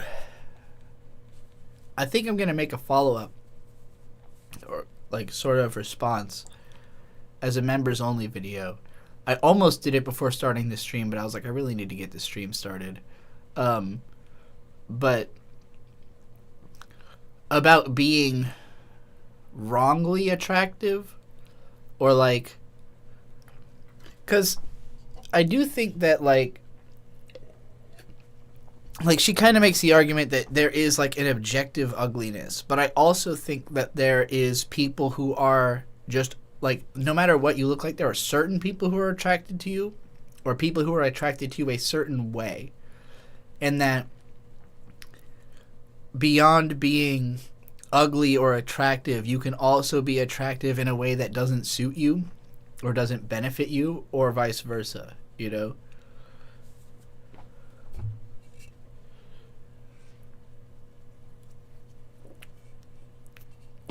Amy Marshmallow said, college, I was considered a hot woman, then I transitioned and looked fucking awkward, now I'm considered hot again, but I'm a trans man, so it still has an effect on me. Yeah, definitely everybody's attractiveness, like there are some people who really relish in being attractive and who can really pull the attention they want. And there's plenty of people who are attractive, but they don't want to be, or they don't like the way that people react to it, or they are not attracting the kind of attention they want, you know? And I can kind of speak on that as somebody who, like, I don't think I'm very attractive in general. Plenty of people have let me know that they think I am unattractive. More people have let me know that they think I am unattractive than have ever let me know that they think I am attractive. So I know I am overall ugly. But even in the realm of people who think I'm attractive, there are more people who find me, like, handsome than who find me, like, cute. Which is more my my personality is well suited to being with someone who thinks I'm adorable, not to someone who thinks I'm like cool or handsome, you know? So like, you can be attractive in ways that don't even necessarily benefit you, is basically my point. Isabel with $5 says, watch Isabel's world tour, my stance on veganism. All right. I don't remember watching that, so we'll check it out. Now, keep in mind, both of my parents are vegans, so I have thoughts on veganism. It looks like I did watch this. All right, everybody, welcome to an essential video in the Isabel canon. Essential video in the Isabel canon. My thoughts on veganism. Fuck, I'm out of coffee. Because who is more qualified to speak about veganism than a 15-year-old anime YouTuber? Now, No one. here's my stance. I totally understand veganism. If you're a vegan, you're probably a better person than me. I don't know about that. You know, I've seen all of the videos. I've seen everything. I know that the meat industry is a fucking nightmare, and True. I generally think that logically, I mean, it doesn't really, it's kind of just inefficient to be killing other beings at this point when we have so many other things Oh, my that we drinks are can eat. Now, I am not a vegan. Why is this? Love leather. Is it because I love eating meat too much to give it up? Yes. Yeah. The reason that I've created as a justification for myself is this.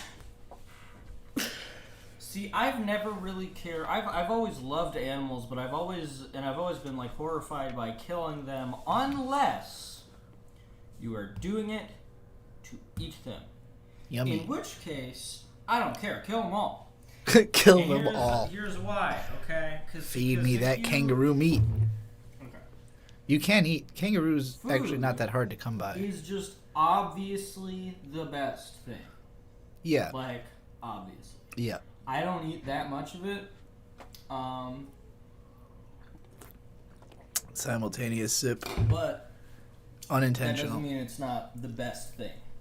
So, if you have something that is tasty and is good food, fucking obviously eat it, okay? Obvious. Yeah. And how are you gonna figure out if it's good food if you don't make it? Okay? The reason I think cannibalism is bad is because no one thinks that shit's good food, so it's just inefficient and weird. Yeah, your brain is trained clearly not you're to. not doing it because it's a tasty food. Clearly you're just doing it because you're into the idea of killing someone and then eating it, which is totally different. Now, does this moral framework make any sense? Is it totally arbitrary and weird?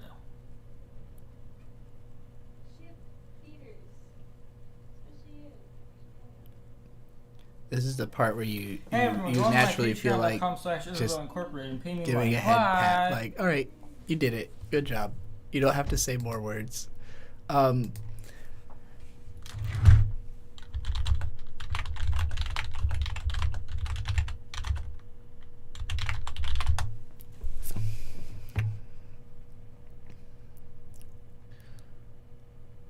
Bone marrow.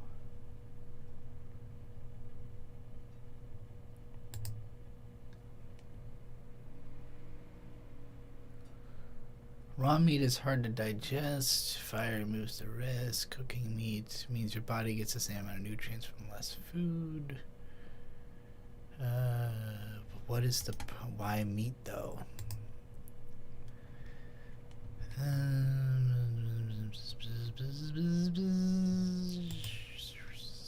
Okay, why fire makes us human?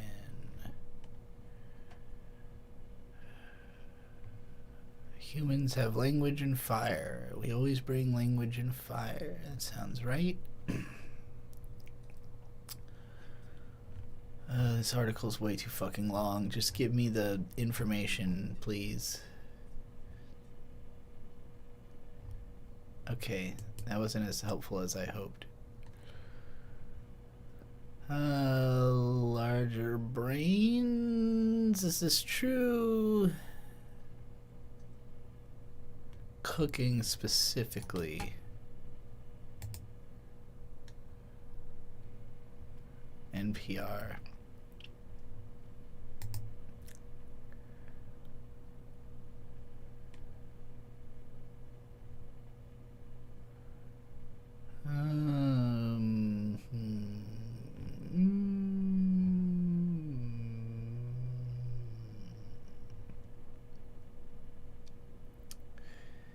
Pound food. Pound that shit.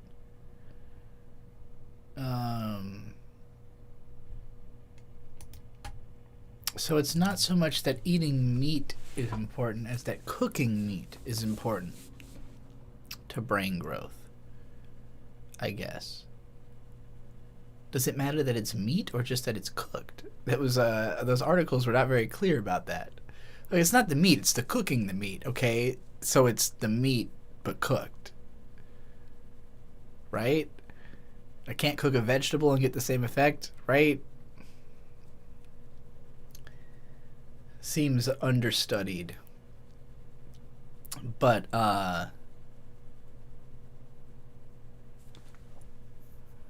C7 said, I'm behind because I'm working, but the biggest lie I got told growing up was that I was ugly. Now I think I'm just ugly by default, even though I'm like pretty average. You're definitely not ugly. But I would highly recommend that Illuminati video. It's really good. Just in general.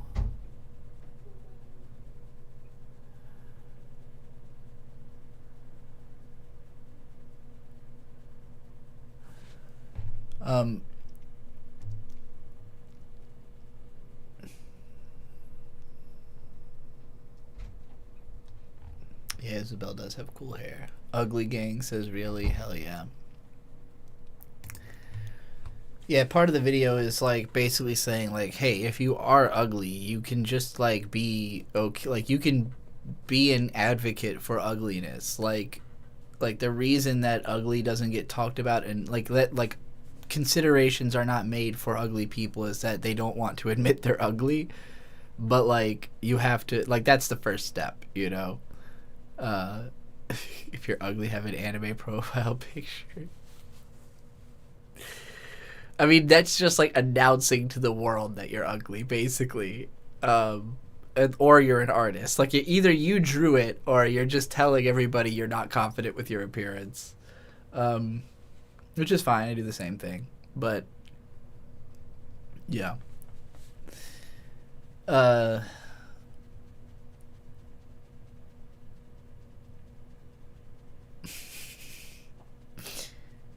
boy. What the fuck was I just talking about? I feel like I lapsed in and out of consciousness just now. Right, Isabel's video. Veganism.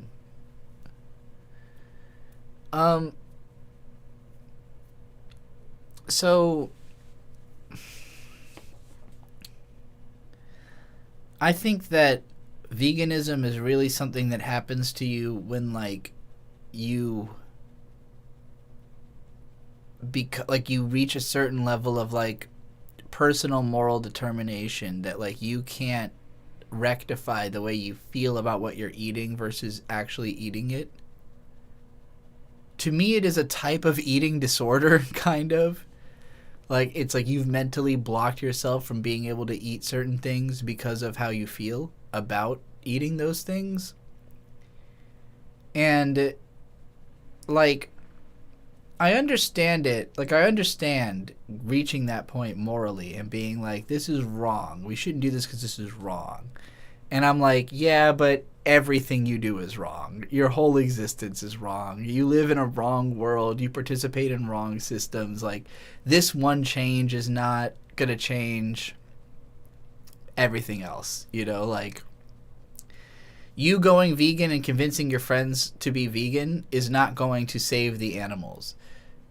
Shoot a billionaire. Then you'll save some animals, you know. But, like, you can farm responsibly. You can eat meat responsibly. Other countries do a better job of it, you know. Like, they're, like, in France, for instance, they eat just less meat and better meat. Like, they just raise the meat better, and they don't eat it constantly. Because there are benefits to eating meat, but it's, I mean, there's benefits. Everything that we eat on purpose, there's benefits to, right? But there are diminishing returns to those benefits. It's like if you drink a Spike energy drink, it has 12,000% of your daily B vitamin dose. 12,000. So obviously you're not using all 12,000% of that. You don't, like, get to keep it in your bloodstream. You know, like, you don't get to drink that and then the next day you still have energy and then the next day you still have energy. It's just like most of it you're just going to piss out right away, you know, and, like, it's just not going to benefit you at all. So eating meat in the capacity that we do it, especially in America, especially if you're eating fast food all the time where it's like the most reduced, you know, nutrient value meat possible, yeah, that's bad, you know, and, like, you can tell the difference when, like, if you're driving around America, drive around Oklahoma, drive around Arkansas, you'll see all these beautiful big cows having the time of their lives on these giant pastures. 10 cows, 10 kilometers, you know, like, just all these cows living beautiful lives. And you think, damn, these cows are living better than most people are in America. Then you drive through California just north of LA or Texas, northern Texas, and you'll pass by spots where you'll see a farm with literally 10,000 cows that you can see at one moment. Like, you're driving and you look out your window and you see 10,000 cows. You know? And so you walked into a bookstore, they're playing No One Lives Forever. That's awesome. So, like, on the one hand, when you see those 10,000 cows, you think, wow, not only is life terrible for those cows, but that meat is going to be bad. You know, that milk is going to be bad. It's just and that's probably where most of it's coming from. Like, most of the meat being eaten in America is probably grown on this farm, because there are 100,000 times as many cows on this one farm as there are in the whole fucking state of Oklahoma. You know, look up, like, how many cows are there by state. There's way more cows in California and Texas than anywhere else, because that's where, like, the massive factory farms are run. So, like, And it's not even a matter of just like fast food is automatically the problem, right? Like if you go to Brahms, which is in Oklahoma, Brahms has their own farms, and they only ship to their own. They only ship to a radius that they can keep fresh within that radius. So like they're stationed near Oklahoma City, and within a 250-mile radius, they have stores, and they have a ton of them, tons and tons of Brahms locations. It is a fast food place. It's cheap fast food. But it's so much better than eating McDonald's because they limited their business to what is sustainable to be good. CC says Brahms is so good. It's the best thing about being in Oklahoma. Best thing about being in North Texas, Oklahoma, certain parts of Kansas and Missouri. If you're in the Brahms radius, it is the best thing about being there is you know you've got fast food, cheap fast food that is legitimately good. And the only reason it's legitimately good is that they literally limited their scope to...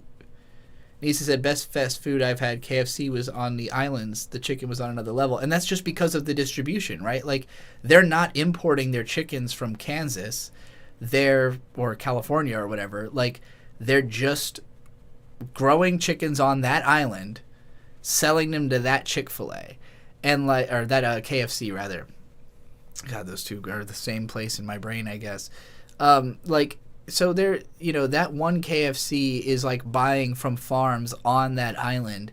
And so even if they're the same exact price as they are elsewhere, like the price of maintaining a farm is less there. The price of having better chickens is less. Whereas if you're farming in fucking California where land cost is a zillion dollars, then yeah, you're going to cram as many fucking chickens onto that land as you can just to turn a profit.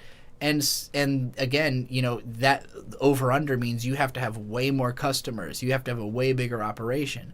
So inevitably, the bigger the operation is, the lower the quality is going to be because it's just too decentralized. It's too far from its own source. And so, I don't think that eating meat is inherently bad or can't be done in, a sustainable, clean way.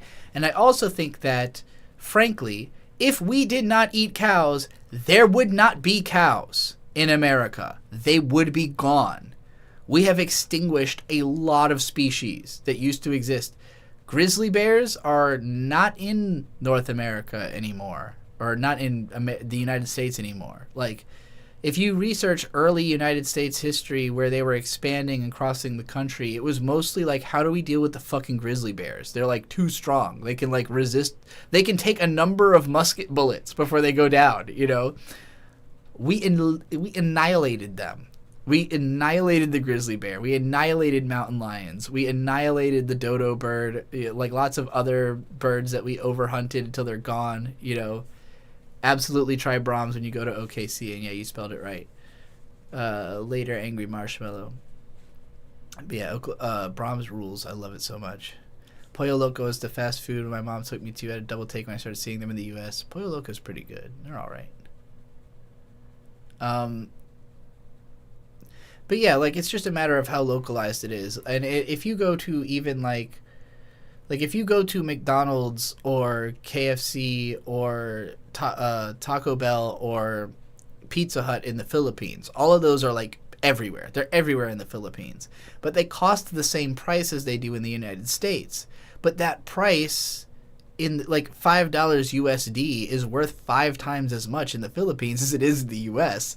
So you're really paying a fine dining price to eat at McDonald's. And yeah, the quality is a bit higher. It's not fine dining, but it's not American McDonald's either, because you are actually kind of paying a premium to eat at a recognizable brand. It's very conditional to where you are.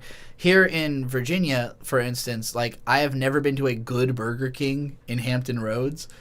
They're all terrible, but for some reason in Massachusetts, I've never had a bad fast food experience. Now, the people are rude as fuck, and nobody seems happy with their job, but they get paid better, and they are better at what they do.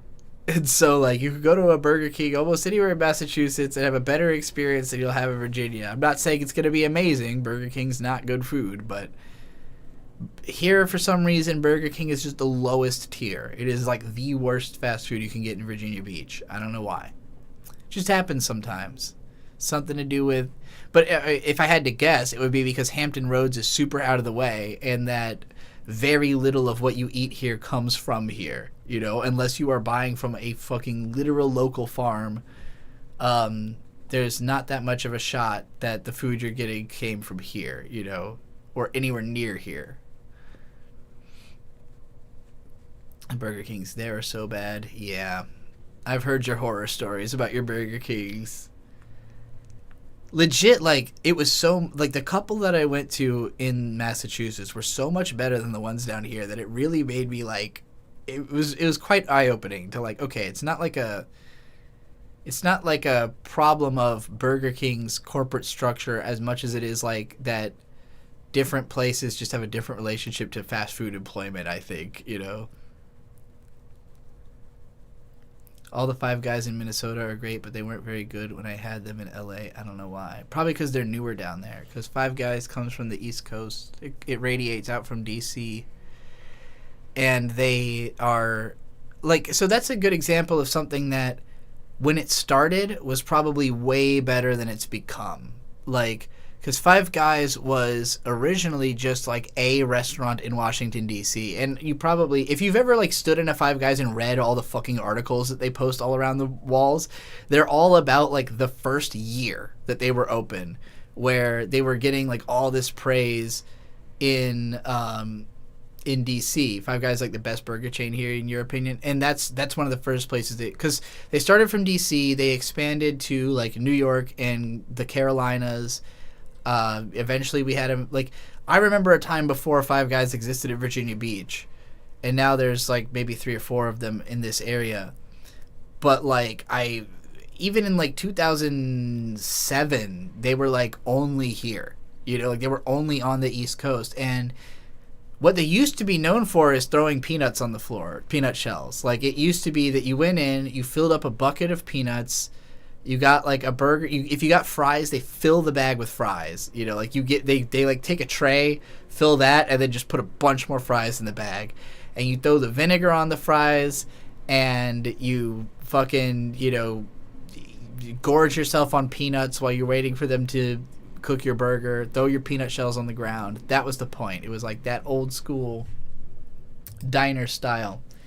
And then, I think they just kept expanding and cleaning up and changing, and it's just a sellout experience. Like, brands always have 2 options. They can either stay true to themselves or they can sell out. And, like, if you sell out, it's just going to get worse. You know, Brahms, the reason it's so good is that it doesn't exist outside of Oklahoma, 250-mile radius of Oklahoma City. If they expanded past that, it would fall apart. Same thing goes for what's In-N-Out. In-N-Out has been around for like 100 years. They have not tried to expand across America. They expanded through the South. You can find In-N-Out in Texas. You can find In-N-Out in, like, Arizona and New Mexico. But it is fundamentally a California brand. Like, it is... If you grew up in California, in Southern California, In-N-Out is just a natural part of your life. It is as normal to you as McDonald's is, because In-N-Out's everywhere. It's cheaper than McDonald's. It's better than McDonald's. If you're from California, like, the idea of eating at McDonald's instead of In-N-Out is kind of strange. And McDonald's is also from California. But McDonald's is, like, known for the Diet Coke and the French fries, you know, like, In-N-Out is finally coming to the Southeast in, like, a year. And I've heard about that, and I'm worried about it. You know, because they're going to have to do it carefully, because the whole reason In-N-Out has been so successful is slow expansion. It's that they treat their customers, or they treat their employees better than most fast food places. They are run like a very tight ship, you know, like, and again, they keep the prices low. So it's not like they're making tremendously more money and that's why they're able to be better. It's about, like, how... Are you concerned about being long-term manageable? Are you concerned about, like, making this something that is sustainable? And a lot of companies, like, pursue this idea of being too big to fail, But while a brand can be too big to fail, but that doesn't mean that anybody working for that brand is too big to fail. Like, McDonald's could survive if every single person working for McDonald's got fired, and like they just hired a whole new suite of people. The branding of McDonald's would be strong enough to keep it alive. We've seen this happen with so many franchises. Like, think about artistic franchises where like the people doing it now have nothing the fuck. Sherlock Holmes, right? Like, that author's been dead for 100 years. It's a persistent IP, you know, like, and it's not owned by any one company, but like anybody can do whatever they want with it, and they might become successful just because of the fact that Sherlock Holmes is such a strong brand name and it has such a specific idea of what it is. So like, even 100 years divorced from McDonald's being run by anybody that created it, as long as it resembles McDonald's enough, anybody could make it work. It's literally too big to fail. But like, you know, if you want to actually keep the people who work there working there, actually make it work for the same people in perpetuity, that's where the slow, careful growth comes in. That's where you create a brand where people who work there don't want to change jobs because they love working there, you know. And I think Five Guys is closer to that, but still like, because Five Guys has that like luxury brand identity where it's like, oh yeah, we're gonna pay our people a little better, and the burgers are a little better, but they're also a little more expensive. And by a little, we mean like $12, you know. So it's a bit much. I think that Five Guys is one of the best burgers you can get here in Virginia Beach, or Norfolk. But if you have the Habit Burger where you're at, if you have Brahms, if you have Steak and Shake, if you have In-N-Out, I don't even think In-N-Out's a better burger than Five Guys. It's just so much cheaper that it's better by that metric. Same with Steak and Shake. Like, those burgers are like really cheap and pretty good. You know, and Brahms is actually really cheap and pretty good. It's only the Habit that's like an expensive burger that's like actually kind of worth it. Or Freddy's is really good too. And yeah, just make your own burgers and fries, obviously. Like, I've gotten pretty good at making burgers to the point where, like, I like fast food because they do crank up that sodium so high, like, and they got all those weird flavors and preservatives that your brain gets addicted to. Like, there's something about eating fast food when you haven't had it for a while that's like drinking an energy drink or a coffee for the first time in like a few weeks, where like it's almost like a high. And because I feel that way, I know exactly how dangerous it would be to like eat that all the time, you know. Like, I think if you are eating it all the time, you don't really recognize the effect it's having, but it's one of those things where like when you have less of it, you're like, damn, fucking fast food is crazy. Like, it's got so much in it that you don't feel just from eating something you cooked, you know.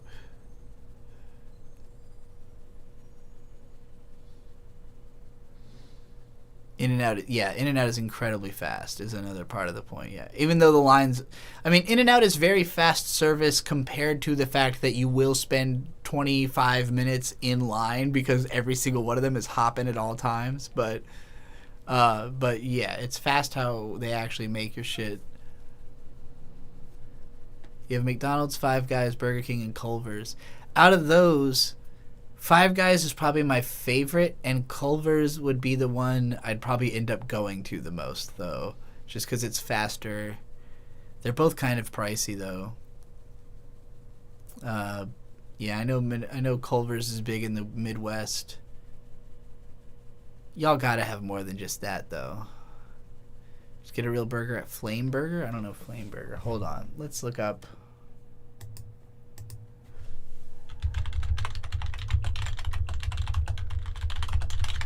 Minnesota fast food burger chains. Let's go. Alright, what do we got? Well, these aren't even burgers. Best fast food chains in Minnesota, and the number one is Jersey Mike's. They're not. It's a fucking Jersey chain. These must just be the most popular, right? I mean, I like Jersey Mike's a lot, but that's a hilarious thing to have as your best fast food chain. Also, Kung Fu Tea is not even that good. Raising Cane's is alright. Cadoba's alright. Potbelly kind of sucks. In the U.S., Chiba Hut Toasted Subs. I don't even know what that is. In-N-Out Burger's good. I don't think I've ever been to BB Bebop Asian Grill. Where the fuck are these places? Okay, this is a shit article. Orange Julius? What the hell is that? It's on the same. It's on a sign sharing its sign with Dairy Queen. Hold up. I'm gonna get to the front of this. Okay. Baskin Robbins? Come on. Baskin Robbins and Dairy Queen are not. That is not the answer I'm looking for. Alright. 6 iconic Minnesota. Is this the same fucking website? Is this y'all's radio station or something? Alright, you got Gordy's. That looks good. This just on the surface looks good. Been around since 1960. Double cheeseburger $7.79. That sounds good. King's Place. This looks alright. 40 years. 100 burger combinations. Good lord. Blue Door. Home of the Bluey. I'm assuming they had the Bluey first. They have more than one location. Oh, it's a Blucy, a Juicy Lucy, but instead of cheddar cheese, it's blue cheese. I'm not the biggest fan of blue cheese on a burger. Matt's Bar, no. What the fuck is this place? It looks like a gas station. Newt's, great burgers, cold beer. Iconic burger spot in Rochester. Y'all got a Rochester too, huh? You just shit those out all over the country. Anyway, one of those places is probably the best burger in Minnesota.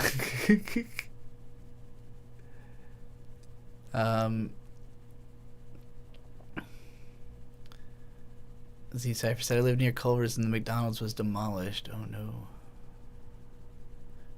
Flame Burger's not a chain. I mean, that probably means it's better. Kung Fu Tea sucks. Nico Nico Boba is a lot better, and it's all over the metro here.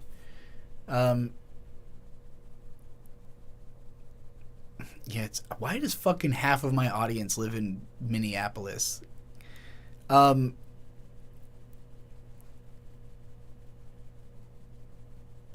fucking Kung Fu Tea is the most widespread, I think, boba tea place, but it is by no means the best.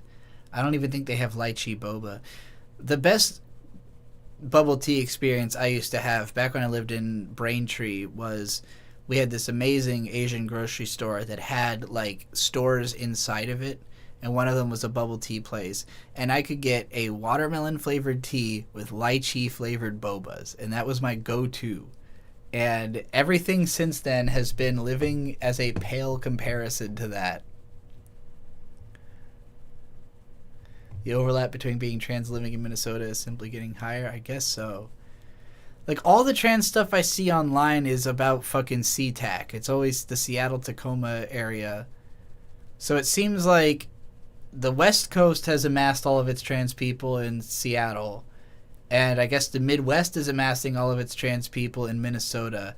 I don't know where they are in the East. I assume they're all either in Atlanta or New York. But, yeah, I do feel a little left out that all the trans people seem to be gathering in these few spots, and we got nothing here. Although, I saw somebody who looked trans at the grocery store the other day. But I always feel bad about noticing someone looks really trans, you know, because I'm sure that's not what they're going for. But it was a long-haired person, dressed very homely, taller than me, wearing a face mask, and I thought, that's a trans woman. We could probably be friends, but alas, I'm sure we've both got the same level of autism and never going to talk to somebody who you just see in the store, especially not on the basis that they kind of look trans like you.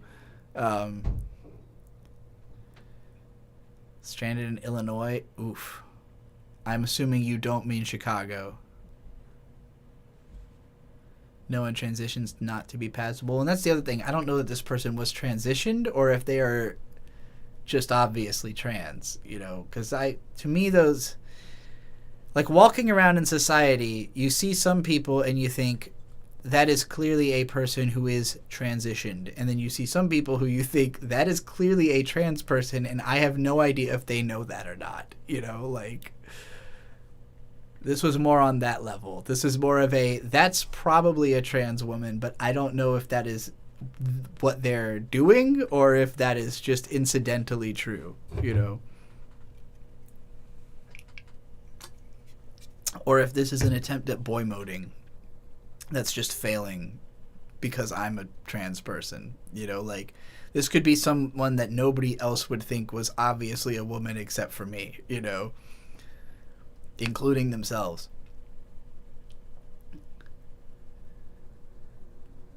Alright, I gotta pee again. I'm probably gonna wrap this up, actually. I haven't gotten any more revenue in a little bit. I'm seeing $34 in chat revenue on YouTube and $20 in my Venmo, which is not at all bad. $50, 2.5 hours. I feel like that's a good job. I wish more of it was in my Venmo because I have things I want to buy today. But, you know, it's chill. It is what it is. I can't force anybody to not only have more money, but want to give it to me. Why would you? It's your money. I wouldn't want to give you my money unless I did. I would have wanted to give Mallbat my money. I don't have that much money. No one ever clocks me as trans, but no one ever clocks me as a girl. Yeah, same. I just, thank you, sir. Oh, thanks, man. I get stirred like every time I interact with anybody. People clock me as Jewish all the time for some reason, though. It's the curly hair. They're just, you have curly hair. You have curly hair and you're white. You must be Jewish. I've had more people think I'm a trans woman than a trans man. It's a very weird and interesting experience. I'm going to get my hair cut soon, Lamau. Yeah, I just look like a dude with long hair to most people. And I think there's I mean, if you haven't seen my video already about implausible deniability, I think the culture we live in right now is basically, it's not don't ask, don't tell. It's if you don't explicitly say, then I'm not going to acknowledge. If you don't literally say, I'm a woman and these are my pronouns, they're just never going to make that. They don't want to make that leap, you know? So even if, like, I'm out here with long hair, carrying a purse, you know, wearing a scrunchie in my hair, wearing women's clothing, and getting sirred because I have, like, a little bit of 5 o'clock shadow, you know? And it's like, I don't think there's anything I could really do to pass on a level where people are gonna ma'am me unless they are woke. And like, what I will, like, there are people who do, but like, they're obviously in the know. Like, it's people who were going to figure it out, and it's not because they think I pass, it's because they're woke, you know? And I get a lot of be safe. Like, the nicest thing that people say to me, like, if they're not sirring me, it's be safe out there, or take care of, like, you know, I get warned a lot that I'm going to have a hard time. I get a lot of, like, be careful, it's not safe for you, you know, which is funny because I don't really feel unsafe. I don't, like, find myself in circumstances where anybody's fucking with me ever. So, like, I don't know what I am to feel unsafe about other than being ignored, you know. Which is mostly what I experience.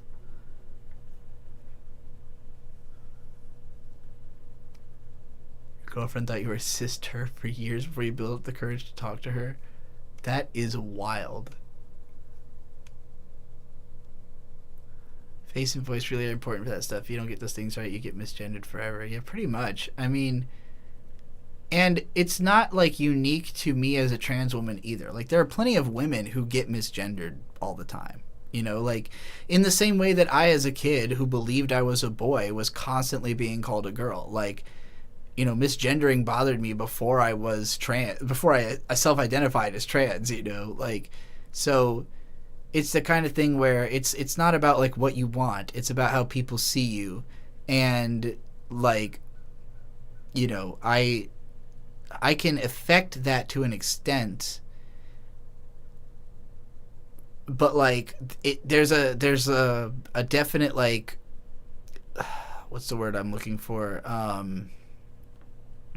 Diminishing returns. Like, it would take a lot for me to pass all the time, and I don't get enough out of it for that to be worth how much it would take. You know, like, I'm okay with people who I'm never going to interact with more than once, or will only ever interact with in the context of, like, buying groceries. If they don't understand my gender, that's fine. You know, like, I'm not tripping about it.